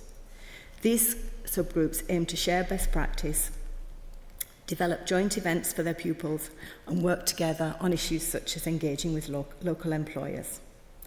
The level of investment has been impacted by very challenging budgets, and the effects of this started to be seen in inspection. The Chief Inspector reported a decline in the quality of lessons observed in learning and teaching of both the discrete taught careers lessons and the employability strand of learning for life and work. Questions on careers in the Young Person's Behaviour and Attitude Survey have consistently found that while the majority of young people in years 11 and 12 reported feeling either confident or very confident about making decisions on their careers, a third reported that they lacked confidence. At the point the careers strategy came to an end, DFE commissioned Dr Hughes to carry out the independent review of careers guidance, which reported in 2022. During the same period, the ETI published its post-primary phase report. The expert panel, appointed by the then Minister of Education under the New Decade New Approach Agreement, published its report, A Fair Start, and the joint 14 to 19 Education and Training Framework was published in June 22. More recently, the independent panel published its review of education, and each of these has made recommendations and comments in relation to careers education and guidance. The findings of a number of other independent research studies, including NISCA's recent survey of its members, Pivotal's report, and the SSUNI's Let Us Learn report, provide important insights. Common themes have emerged across these reports in relation to careers in schools. These include the value of starting careers-related learning at an earlier stage in the curriculum, greater consistency required in the quality and quantity of careers education, the delivery of employability skills and work-related learning opportunities, increased awareness of and access to careers information, including the need for the National Careers Portal, and increased professional development for teachers. CPD has been highlighted as an ongoing issue in many of the reviews and reports. It was identified as a need for all careers teachers, and particularly those who've taken up post in the last 4 to 5 years. And NISCA's survey of its members found that 40% of careers teachers had taken up post in the last 5 years, with half of this group taking up post in the last 2 years. Opportunities for networking through the... All right, okay, I'll actually... Yeah, sorry, I'll just jump to the end then. So, over the last 5 years, opportunities for policy development have been impacted by a number of events and circumstances. Everybody's familiar with the impacts on schools of COVID, action short of strike, no inspection, and challenging budgets. Circumstances are still challenging, but with the return of ministers, the ending of action short of strike, and through partnership working, we feel there is now a real opportunity for us to put a stronger focus on careers. There are many examples of effective practice and delivery models to support learners, their teachers and parents, but we need to ensure that that's captured and shared so that all learners in school experience high quality education and guidance and feel confident about making those decisions. Thanks, Karen. Afternoon everyone, my name is Clem Athanasiou and I'm the Director for Apprenticeships, the Career Service and Vocational Education within DFE. I'm really delighted to be joined by Christina Kelly, who actually comes from a professional careers background and has a lot of strategic and operational experience from her time as an advisor, a careers manager and now Deputy Head of Service Delivery. So as has been mentioned a number of times this morning by Deirdre, effective delivery here really does depend on partnership, so just want to echo our gratitude to consider this area a bit more holistically. I'll cover 3 broader points in my opening remarks. Firstly, the importance of careers. Secondly, the work of the careers service. And third, to give a sense of the collaboration with colleagues in DE and others to enhance our service. So at a simplest level, I like to think about career services helping people to access opportunities in the economy. And there's 2 parts to this when we think about the work of the career service. So that's working with people directly in careers guidance to help them reflect on their talents, their interests, their views in the world of work, and any misconceptions they may have. And then it's bringing to this relevant expertise in terms of subject choices, pathways, and labour market information. So this helps people to understand their options, consider longer term approaches, and also what they want to do in terms of that crucial next step. I think that these services have been somewhat undervalued because we know how important they are to really important lifelong decisions that will have a major impact on well-being, individual security and our collective economic prosperity. But I definitely feel, and I think this committee is symptomatic of that today, that there's a growing sense of importance of these services. And I think this is for a range of reasons, but I want to highlight 3 headline factors. The first is it's really important that we enhance social mobility. Not everyone has access to the same level of support and knowledge within their environment, and career services can help underrepresented groups tackle some of those stereotypes that they may have internalised, and to think about how they too can access opportunities across the economy. And I think this is really important from a social justice and equality perspective, but also from an economic development one. As Deirdre mentioned earlier, we don't have enough young people, so we have to think differently about talent. Secondly is the pace of change in our economy, and we've mentioned mega trends already today like AI and automation, and the OECD estimate that 1/3 of jobs in the UK will either disappear or change dramatically due to automation alone. And then we've got a lot of young people here today, and I understand they could well be economically active for over 6 decades. So we have to think about how the world of work is going to change and how we embed careers as a lifelong skill. And thirdly, and relevant to other areas I'm responsible for, I know our economy is really hungry for skills, and I think we've seen this materialise in terms of the growth of areas like higher level apprenticeships.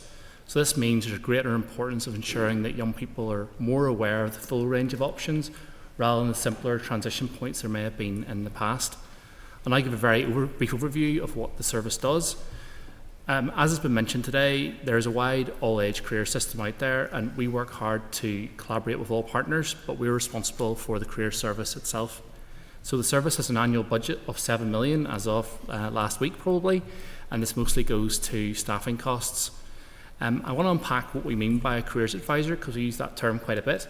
So all of our advisors hold relevant level 6 careers guidance qualifications. They have an obligation to undertake regular CPD and make regular employer visits. They have access to the latest labour market intelligence and information and have to be members of the Careers Development Institute. All of our advisors must be impartial and work in the best interests of the client that they're working with. And their expertise enables them to really engage with empathy, to try and understand what the individual's drivers are, their situation, and how they can connect that to their future within the labour market. I have to say I'm really proud of the work of the careers advisors. I know they've navigated some really difficult times recently with COVID and staff shortages, but I've seen firsthand the dedication and expertise they bring and the life-changing impact that this work supports. I think this is backed up by, as what Deirdre mentioned earlier, CEDIFOP, who commended our service during the pandemic. The recent independent review, which noted comparable outcomes with systems that have much higher levels of per capita investment. A recent research report that we publish hopefully next week that highlighted a positive return on investment, and then our accreditation by Matrix, which is an international standard on careers quality. So we deliver an all-age career service, but support for school pupils is definitely a priority, and this is because they're in a really important transition point in terms of subjects and pathway options, and this is underpinned by a wide range of partnership agreements with virtually every post-primary school. We deliver career services to around 95% of pupils in their final year of compulsory schooling, and to give a sense of scale, to date that's around 22,000 pupils have received this service. Whilst we try and provide this comprehensive model to all pupils, it is important we prioritise learners who have got additional needs. So for young people with a statement of special educational need, we also provide more focused support through transition plan meetings, reviews, and we supported around 2,500 such meetings this year. And then turn to adults, and I think that we've noted earlier that careers transition points will be need to probably just finish the point, absolutely, but just to move to the end of the presentation, just so that we get time for everyone to ask questions, if that's possible. Okay, I'll maybe just cut to some of the reform work we're taking forward, and then I'll look ahead. So, with the backing of both ministers, we are exploring about how we can make system-wide improvements to the career system, and in particular how we work more effectively with partners. But there are a range of strategy documents that we've noted already, and we have a number of reforms that are currently underway. So we recently launched a new Careers Advisors pilot, and this is really important to ensure we've got the supply of skills we need to deliver the service and the reforms we're talking about. We have a really high quality and rich evidence base that we shortly release to inform operational and strategic reforms. We also have a project to try and develop shared standards, and this is very much a first step to try and build that ecosystem that is so important. We've also concluded a recent SBRI project that delivered innovative and successful solutions to better support clients who are autistic. And we've mentioned the portal a number of times during this briefing session, and I think, as Deirdre mentioned, this is going to be the spine of our new system. That project is underway, and we're currently working with stakeholders to really understand users' need. So I think taken together, these projects are actually quite an ambitious package of reform, but following the tasks set by ministers, I think this gives us a much better platform for deeper and wider collaboration to really tackle some of the challenges we've mentioned earlier on today. So really looking forward to our discussion today and engaging with the committee in due course on this. Thanks. That's great, and thank you. And I'm sorry to have to rush presentations, just very, very conscious of time with the larger committee setting today. I would just remind members we're at risk of losing quorum, so if everybody was able to stay to the end, that would be great. We're close to that, unfortunately. Look, thank you for your presentations. The question I wanted to ask was really just on the back of Clement's sort of closing remarks there around next steps. One of the clear takeaways from Dr Hughes' evidence was that we definitely don't need another report, we definitely don't need another review, and possibly don't need another strategy, that we need an action plan. I know from questions that I've asked around the 14 to 19 strategy, of which careers is a very key element, it's been clear from those answers that neither the Department of Economy or Education were of a mind at that stage to publish an action plan. It was being cited as an internal document. I think as elected reps, it's good to know what a department's actually planning to do. So when will there be an action plan, and when will we be able to see it? In terms of the particular area, we were tasked not so long ago by both ministers to deliver to define a joint programme of work that will look much more about how we don't just enhance what we do within my area of, say, career service and what careers education looks like, but how we develop the system overall. When you look at the wide range of strategies in the evidence base, I think there's some very clear front-runner themes that are there around how we develop the sense of the key careers ecosystem. So this means what are the roles of the key players and how do we better support them to make the most of that, and how do we make better use of the expertise and the resources that are out there. What's our service delivery model look like, including how do we make the most of innovation and use some of the new tools that have been mentioned in the briefing session earlier on. How do we enhance our work with different partners? And I think the final point on that would be around how do we embed engagement. So we've talked about this all-age career system in many different settings, many different types of needs. So it's really important that we have clear engagement structures to understand what stakeholders need and we build that into solutions. So we're actively working on that across our two teams, and we hope to bring this to our ministers as quickly as possible and then to the committee for further discussion. So if I could just come in there, I mean, I'm not sure I got an answer to the question of whether we're going to get an action plan. So I think you've referenced that careers has potentially been an overlooked service. It has maybe existed in silos up to now.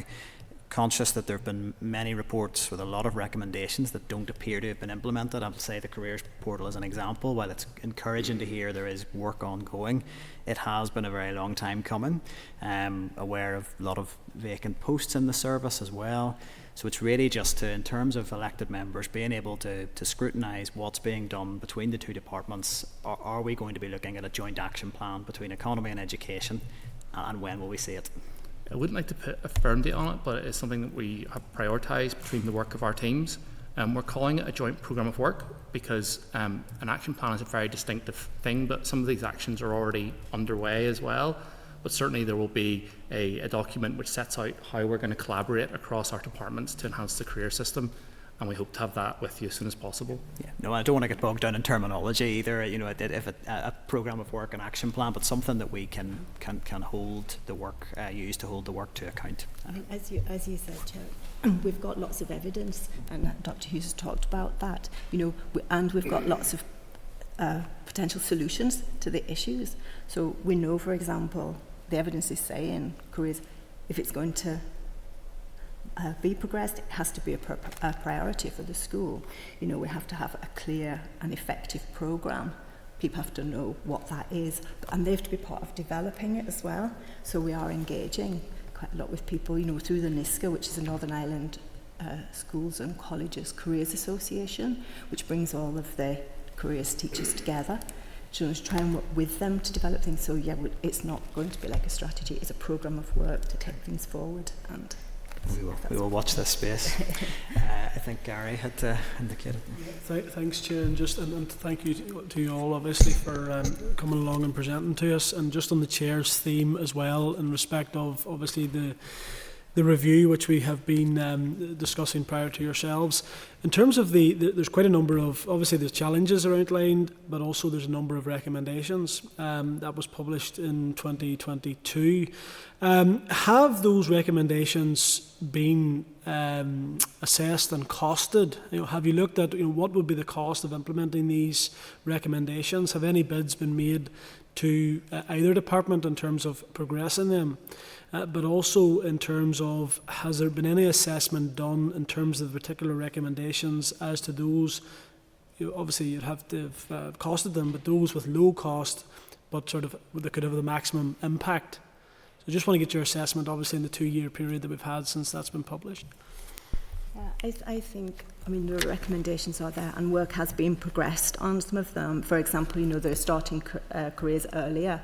We were able to source some funding through the Fair Start. So we've been able to take forward the first part of the Primary Futures programme that Dr. Hughes was talking about, which was the Drawing Your Futures.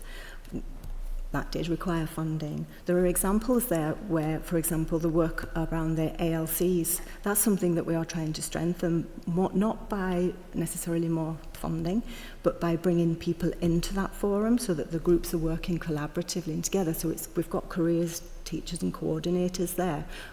They are working as well with labour market partnerships. Some of them are doing that. The EA officers are in there, and we're talking about how we can engage the careers advisors in that as well. So some of it's about making better use of what we've got. And there's a comment that was made in Dr. Hughes' report about trying to avoid duplication as well. Where information already exists, it's about making sure that gets to the right people when they need it. So if you've got careers teachers in each school, we don't want 192 people researching something that's already there. So it's about making sure that we make best use of what's already there. Okay, I suppose then to follow on again, if you don't mind from the chairs, I would have concerns just in terms of, obviously, what these recommendations mean in terms of the cost of implementing them. I think that there needs to be a bit of work done there, but I go on further to the point about the action plan. Without an action plan, then there's going to be no effective way for MLAs to benchmark what progress has been made. And I take completely what you're saying, and a lot of good work has been done, so I'm not in any way, this is not an attempt to criticise what has went on in the past. I think we have to look to the future and try and address what has come out of this report. But I would say that both ministers need to come forward with a clear, identifiable action plan. As I say, the collaboration is one thing, but we've been listening to that for many, many years in terms of in terms of working together. But I would just urge you, as I say, to bring forward an action plan so we can mark the progress going forward, and something we will follow up in the future. But thank you very much. Thank you. Thank you, Gary. Kathy, you were next. Sure. Again, much like the other speakers there, I do really welcome that there is this collaboration, and it's really positive that this report has been done. And I welcome as well that you did mention children with additional needs and special educational needs. The Education Committee have made no bones about it, that it's their priority in terms of the huge increase that we're seeing now in terms of placing these children. The system seems to date to have been unable to cope with that huge wave that's coming in. Now, what is being done to proactively plan for this pool of children that we're going to continually have, who need proper careers advice, but also then need appropriate places to go when it comes to post-19 and into employment that comes along after that? And then, on a slightly different note, has there been any progress made in terms of All-Ireland cooperation? I know that obviously we can see that the all-island economy is growing, but in terms of further and higher education, I know the difficulties around if you study a foundation course, for example, in the north, what's the possibility of progressing onto an undergraduate course in the south from that? I'll take the second one first. No worries. Do it that way if that's okay. So, yes, there has been. I think one of the major issues there was about the points that were required then for going down south. Now that they have done quite a lot of work down in the Republic of Ireland on that, and they made an announcement last December that they are changing that, and that has already been adopted by the technical universities, and it's been considered by the other universities. And it means, we were in a position where even your 4 A levels at high grades weren't getting enough points, but that's what they've reviewed so that there's more opportunity. I think they're taking, I'm not sure of the exact detail, but I think it's that you can do your 3 A levels and maybe an AS there or an extended project or something. So that has been done.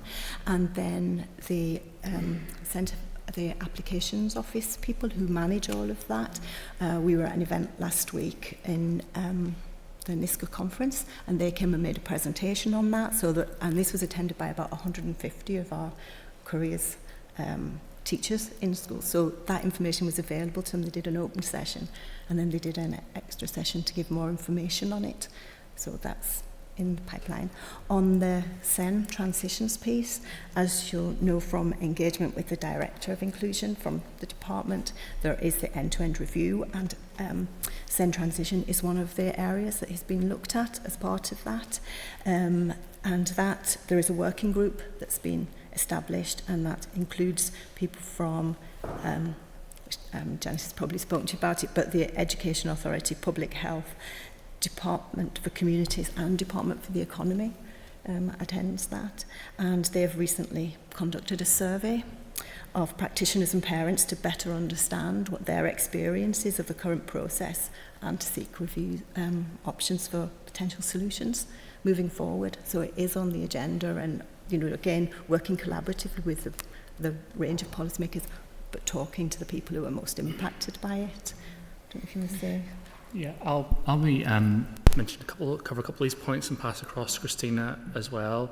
I think the SEND challenge is significant, and we're thinking about that within our own delivery model. So trying to be innovative and creative schools around the greater use of group work and other interventions, so we can provide capacity for those more focused transition plan meetings and yearly reviews, so that we can give that additional support.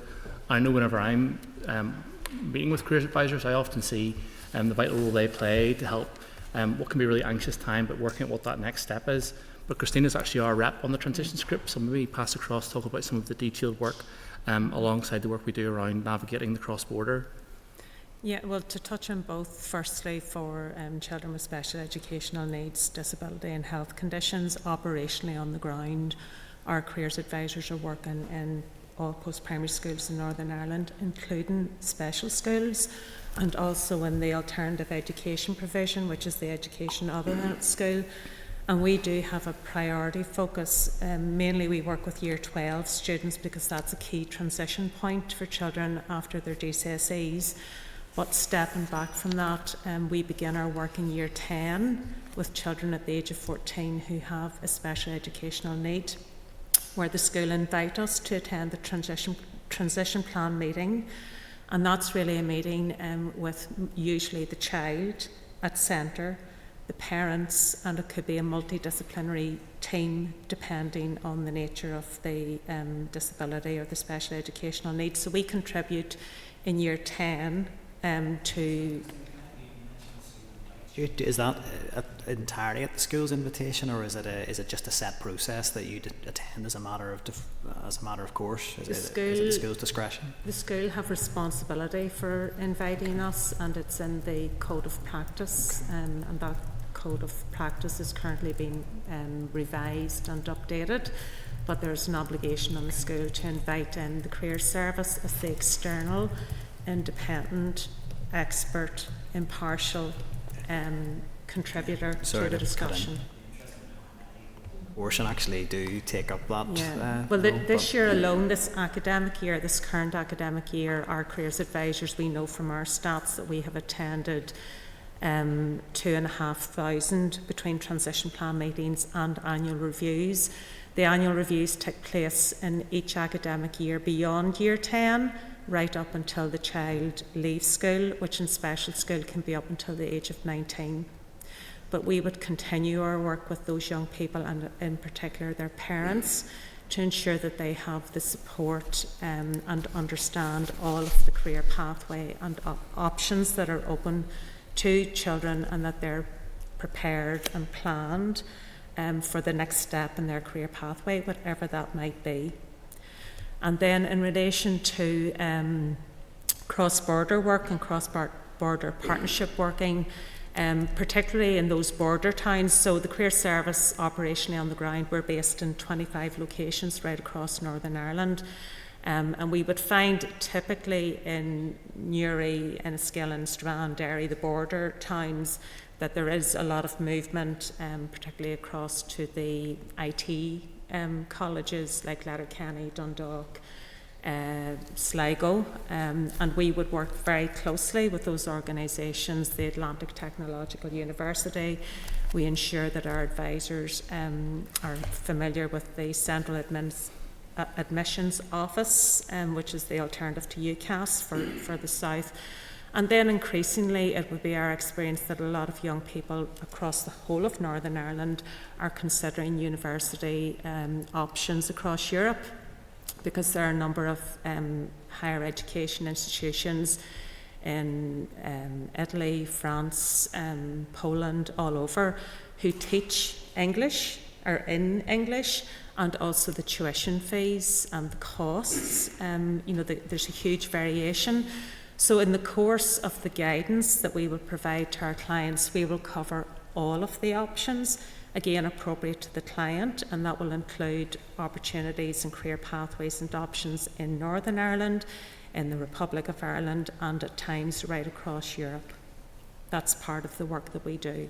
We also have access to, I'm trying to remember the name of it, UK ENIC, because we do quite a bit of work with refugees, asylum seekers, and people who need, clients of all ages, who need help with qualification equivalencies. So we have access, we pay for that service, and we can help those clients to have their qualifications interpreted and also find out what the UK equivalency is, in order that we can support them with their application to whatever the option is that they want to go on to. I want to close at this stage, and apologies, I did cut in earlier, so it was partly my fault. Sinead, if you want. How do you ensure that there's a standard approach across all of Northern Ireland? Because there is a variation as it stands today. So what work are you doing and with the recommendations from Dr Hughes in order to have a high quality standard that is available to all? Each year we develop our career service offer, and recently, actually in the last couple of weeks, we've developed the career service offer for schools for the next academic year. So we're always planning ahead for the next academic year, and that is to ensure that the offer of the Department for the Economy's career services support is consistent and the same for every school. And then we allocate our staff resource across those 25 locations accordingly to meet the demand of the schools in each of those sort of 25 areas and broader areas. Then also in relation to adults, we're represented in all 11 labour market partnerships.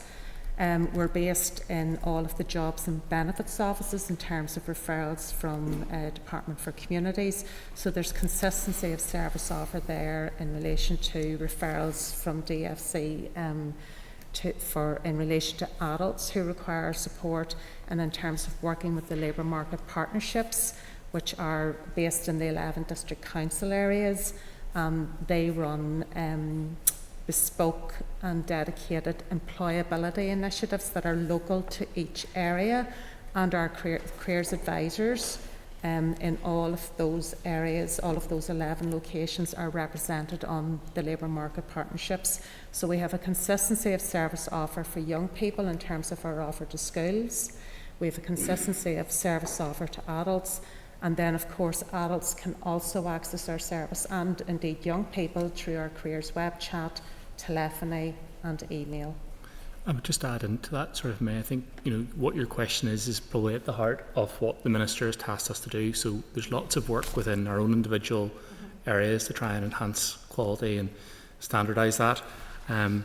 But, mentioned earlier about the pace of change in the economy and how long people will be economically active for. So there must be a well understood high quality universal access that goes right across the piece. And I think that's the big challenge within this programme of work we're discussing. And we're certainly keen to do our role and to consider how we can better utilise the expertise and the resources that we have to help other players within that. Can I tease this out a wee tiny bit?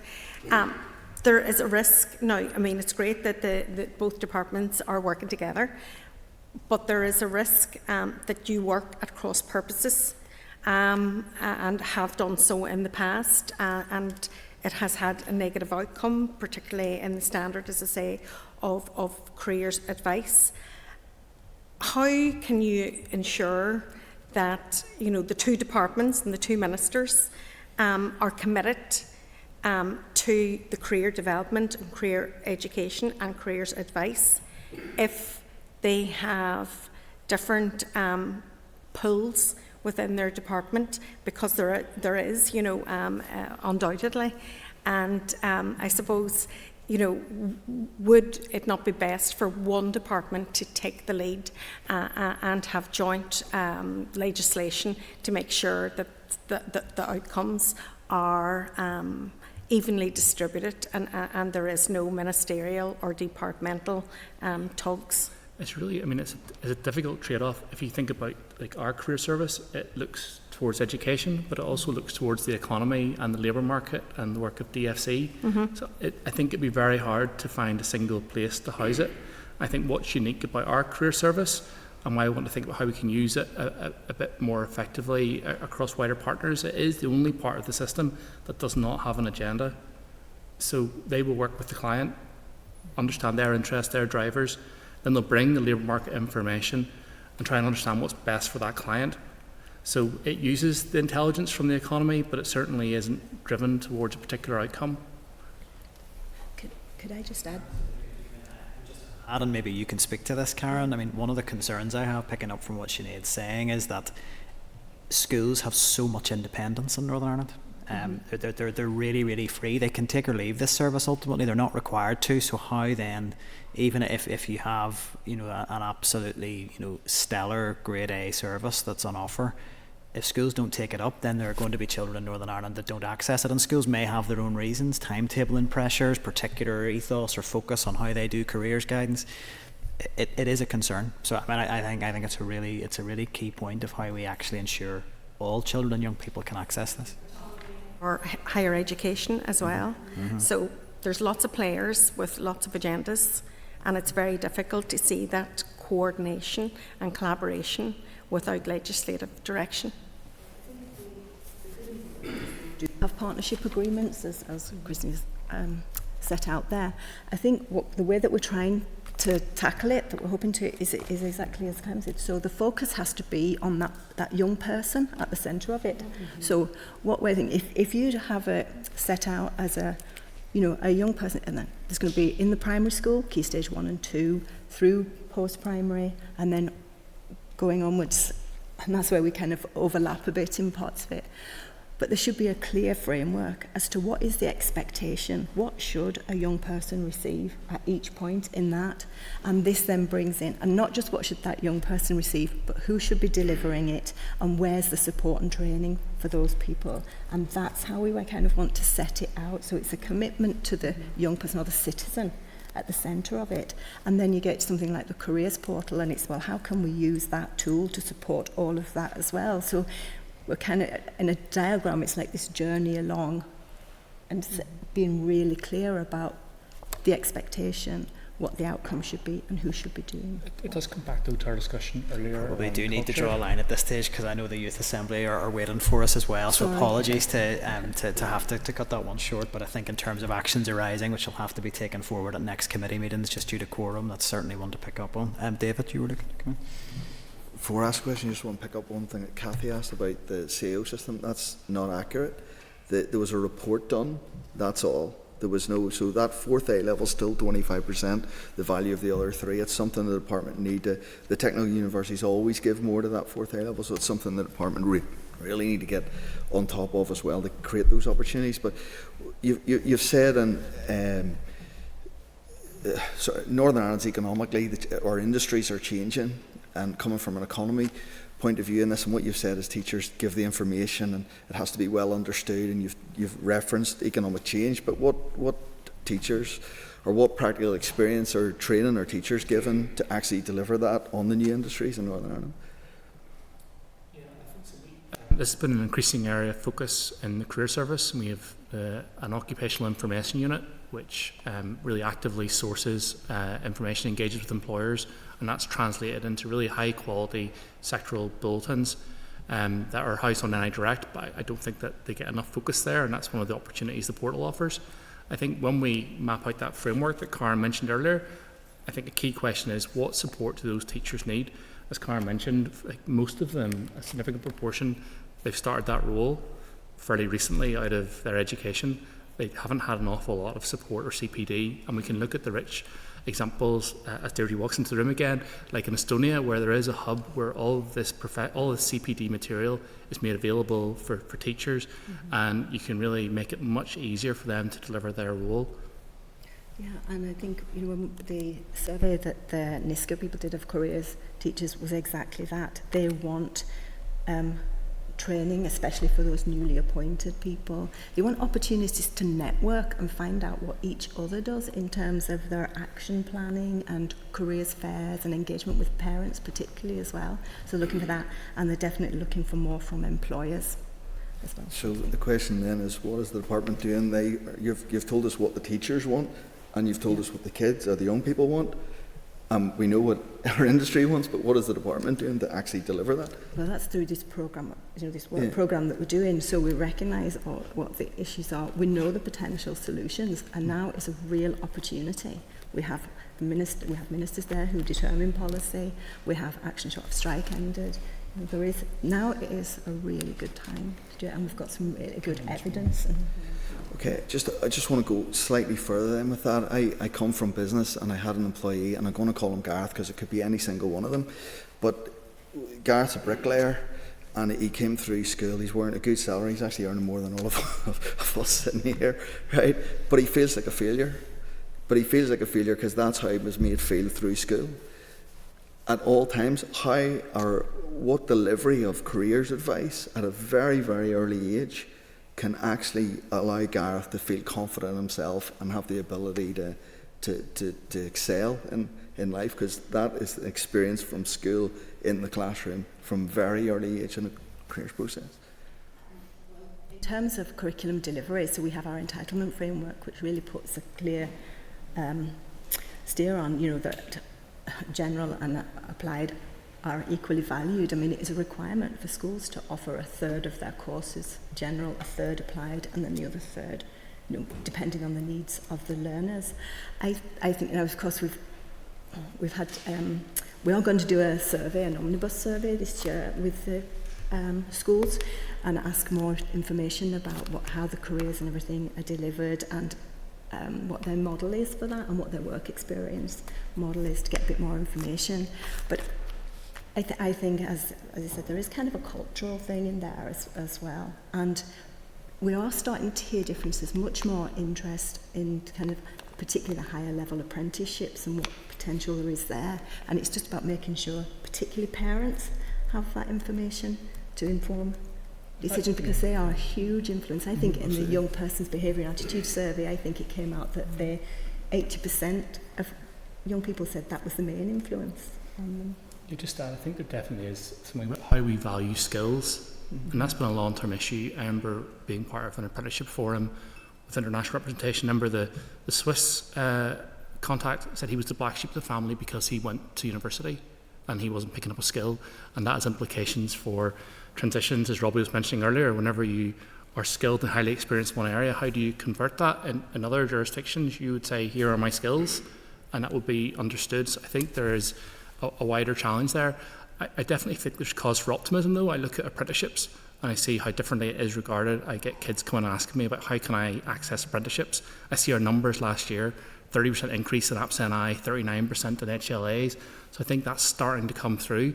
So we can think about how can we utilise those employers who are already thinking differently about skills and bring those more into that school system so they can see a wider range of what success looks like. And that's one of the opportunities I think the ministers have given us with this platform of work, that we can connect those systems. David, you're struggling to make your mind up, but you do want to come in? Yep. Okay. Now a couple of times there, and I think, to be honest, most of it has been covered off, maybe because it was really about going on with that cultural idea that university, as I said earlier, university is the sort of gold medal, and everything else is what you do if you can't get to university.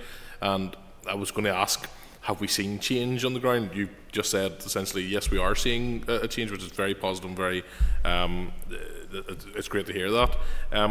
I guess what I'm relatively speaking an advocate for sort of independence of schools and so on, but I do see the tension between that and trying to make sure that even in schools where quite a lot of schools prize pupils going on to university, use that as a yardstick by which they judge the success of the schools, and that in itself can have negative consequences for how pupils then are feel pressurised to go down a route that maybe isn't best suited to what they want to do in future.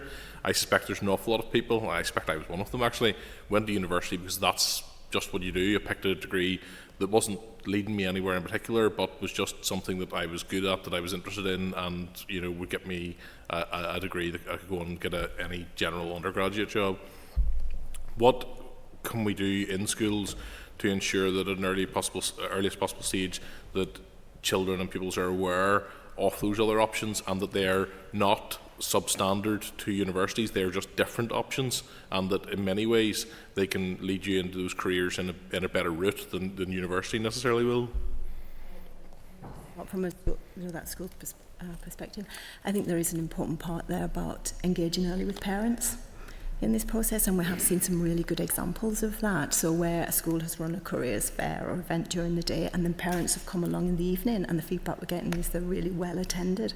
So it's that opportunity for that to happen as well, I think, in a school. As you say, we are trying to promote this equality and equity, and parity of pathways.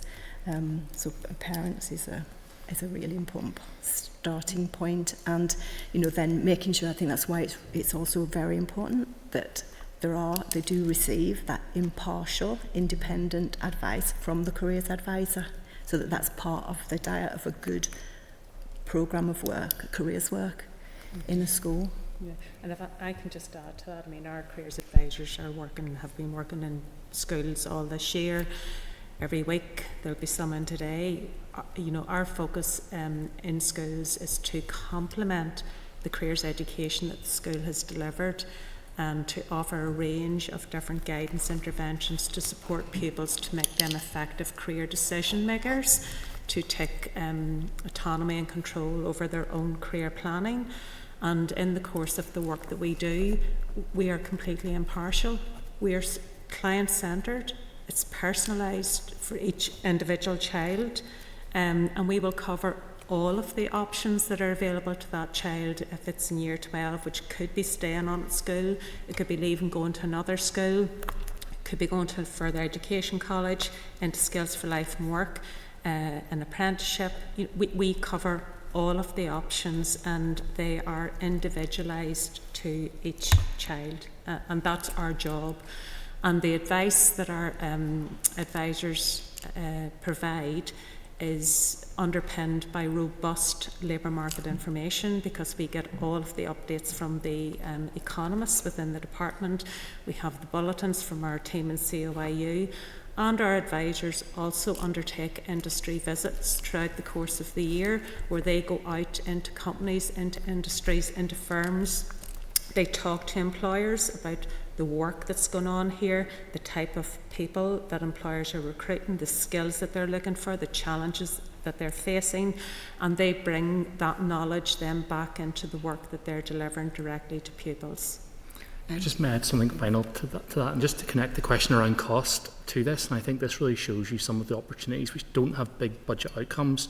So we have parental resources already, but they're not really connecting with the parents because of where they're housed, and then I direct.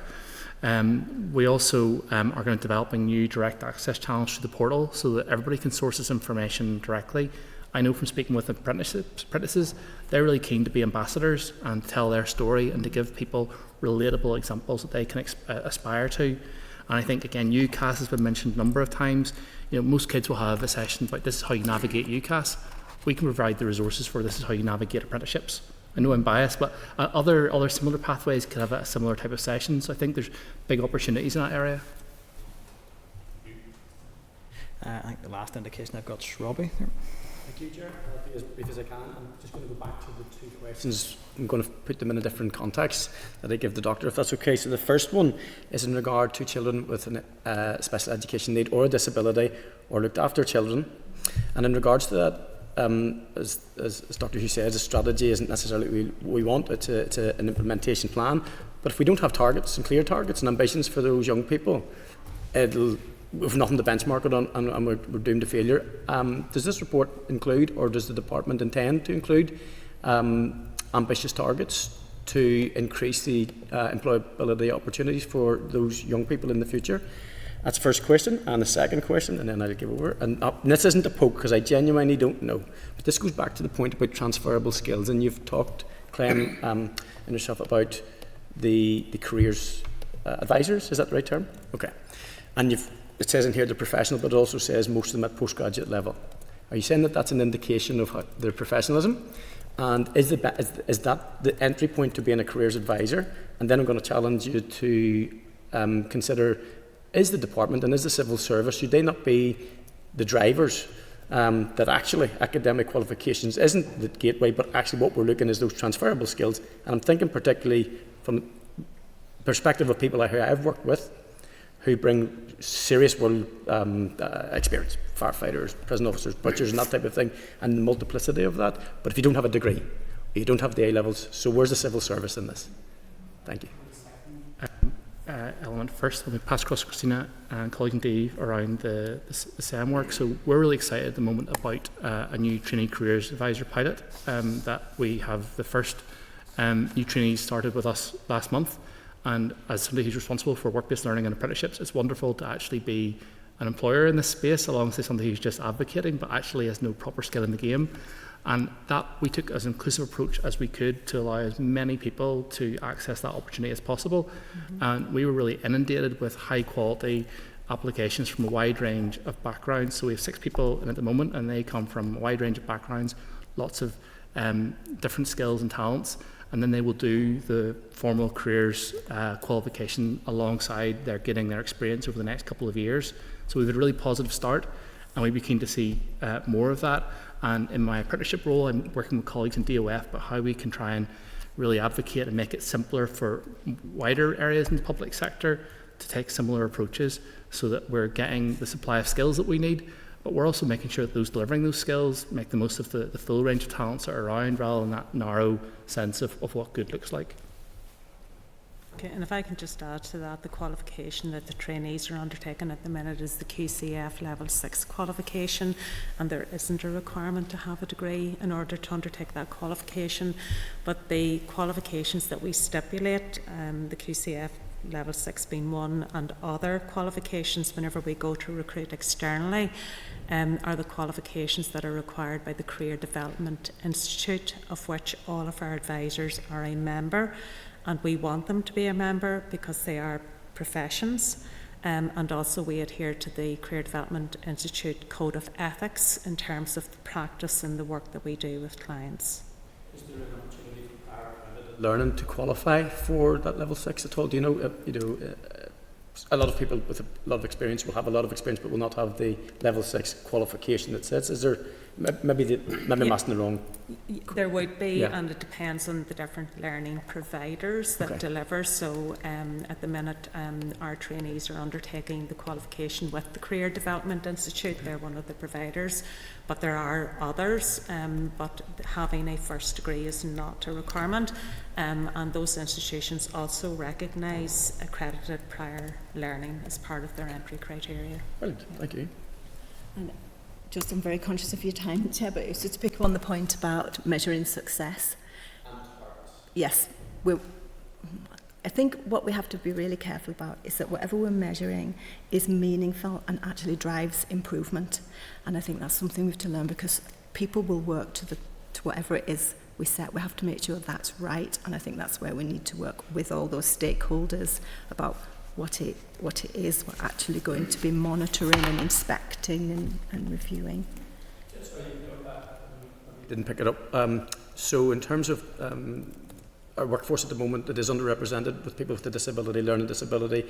Young people from a care experience background are underrepresented in university, and now we have some in the draft programme for government. Previously we have a target particularly in around care experience children for universities to pick it up, but I'm thinking if we do this careers advice and we do a piece for SEN and disability, it can't just be to have tick the box at this stage in their lives. There needs to be a target that we want to increase the numbers of, and I know you can't set the ceiling on it. I get that if that's what don't want to set the ceiling, but improvements year on year. We need to make sure is it the right thing we're going to be measuring and targeting on, and say where's the baseline position? It's just making sure we get that right in terms of setting those targets. But yeah, I mean, that'll be part of what we're doing, I imagine. Yeah. Well, we'd have to have a look at that, you know. But I think as well, if you take even the work that we do through the Young People's Behaviour and Attitude Survey, asking questions of young people, we could do more analysis of who's saying what and where the need is. We say we've got a third of young people who say they need more to feel more confident. Well, who are they? I had a quick look. The figure that was coming out was girls were less confident than boys, you know. But there's more information we could get from that. Yeah, you know, I think part of the opportunity with this programme of work is to really define what it is we're trying to achieve and make sure that all the different parts are pointed that way. And again, reflecting on apprenticeships, we've got a really important role there to make sure that it's more as inclusive as possible, and we're supporting those transitions. Maybe some groups are underrepresented in our system at the moment, so that growth is good, but is it fully representative? And I think that this plan can actually reflect some of those wider areas and bring those into play. Thank you so much, sir. Thank you, guys.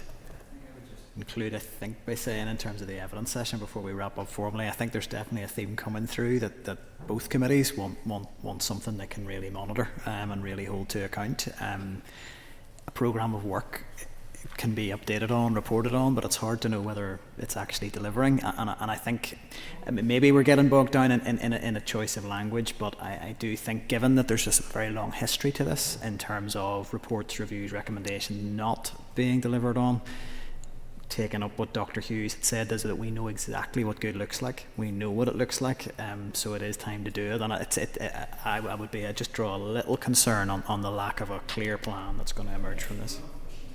A clear plan. I think there's already a lot of work underway, and we want to set clear direction across some of those themes that have already been referenced.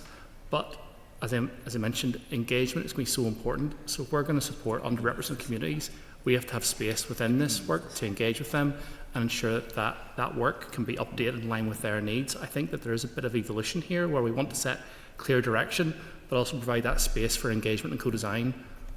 Yeah, well, I think the committee need to see that. You know, I think that's really important, and I think knowing that there is a 14 to 19 strategy action plan somewhere, you know, lurking around the department somewhere that we're not getting access to, just I think does leave a wee bit of concern. But we'll draw a line, I think, at that point. I think in terms of follow-up actions, that is one we're likely to look at.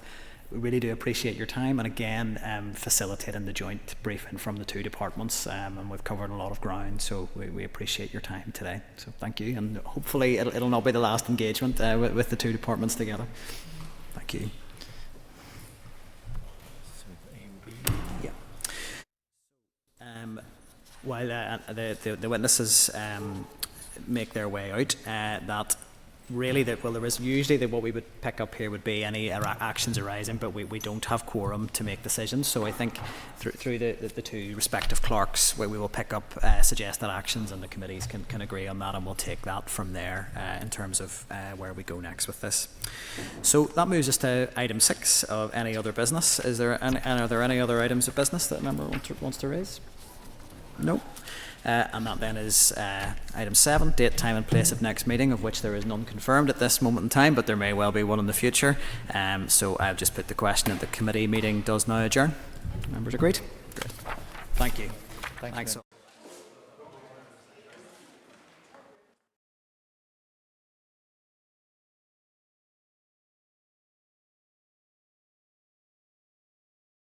Assembly chamber. Sound.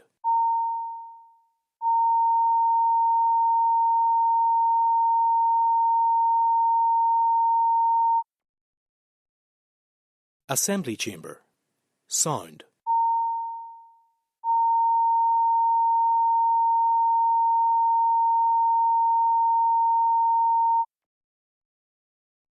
Assembly chamber. Sound.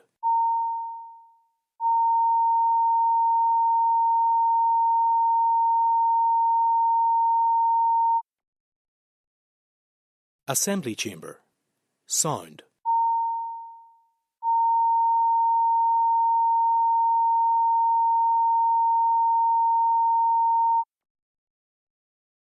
Assembly chamber. Sound.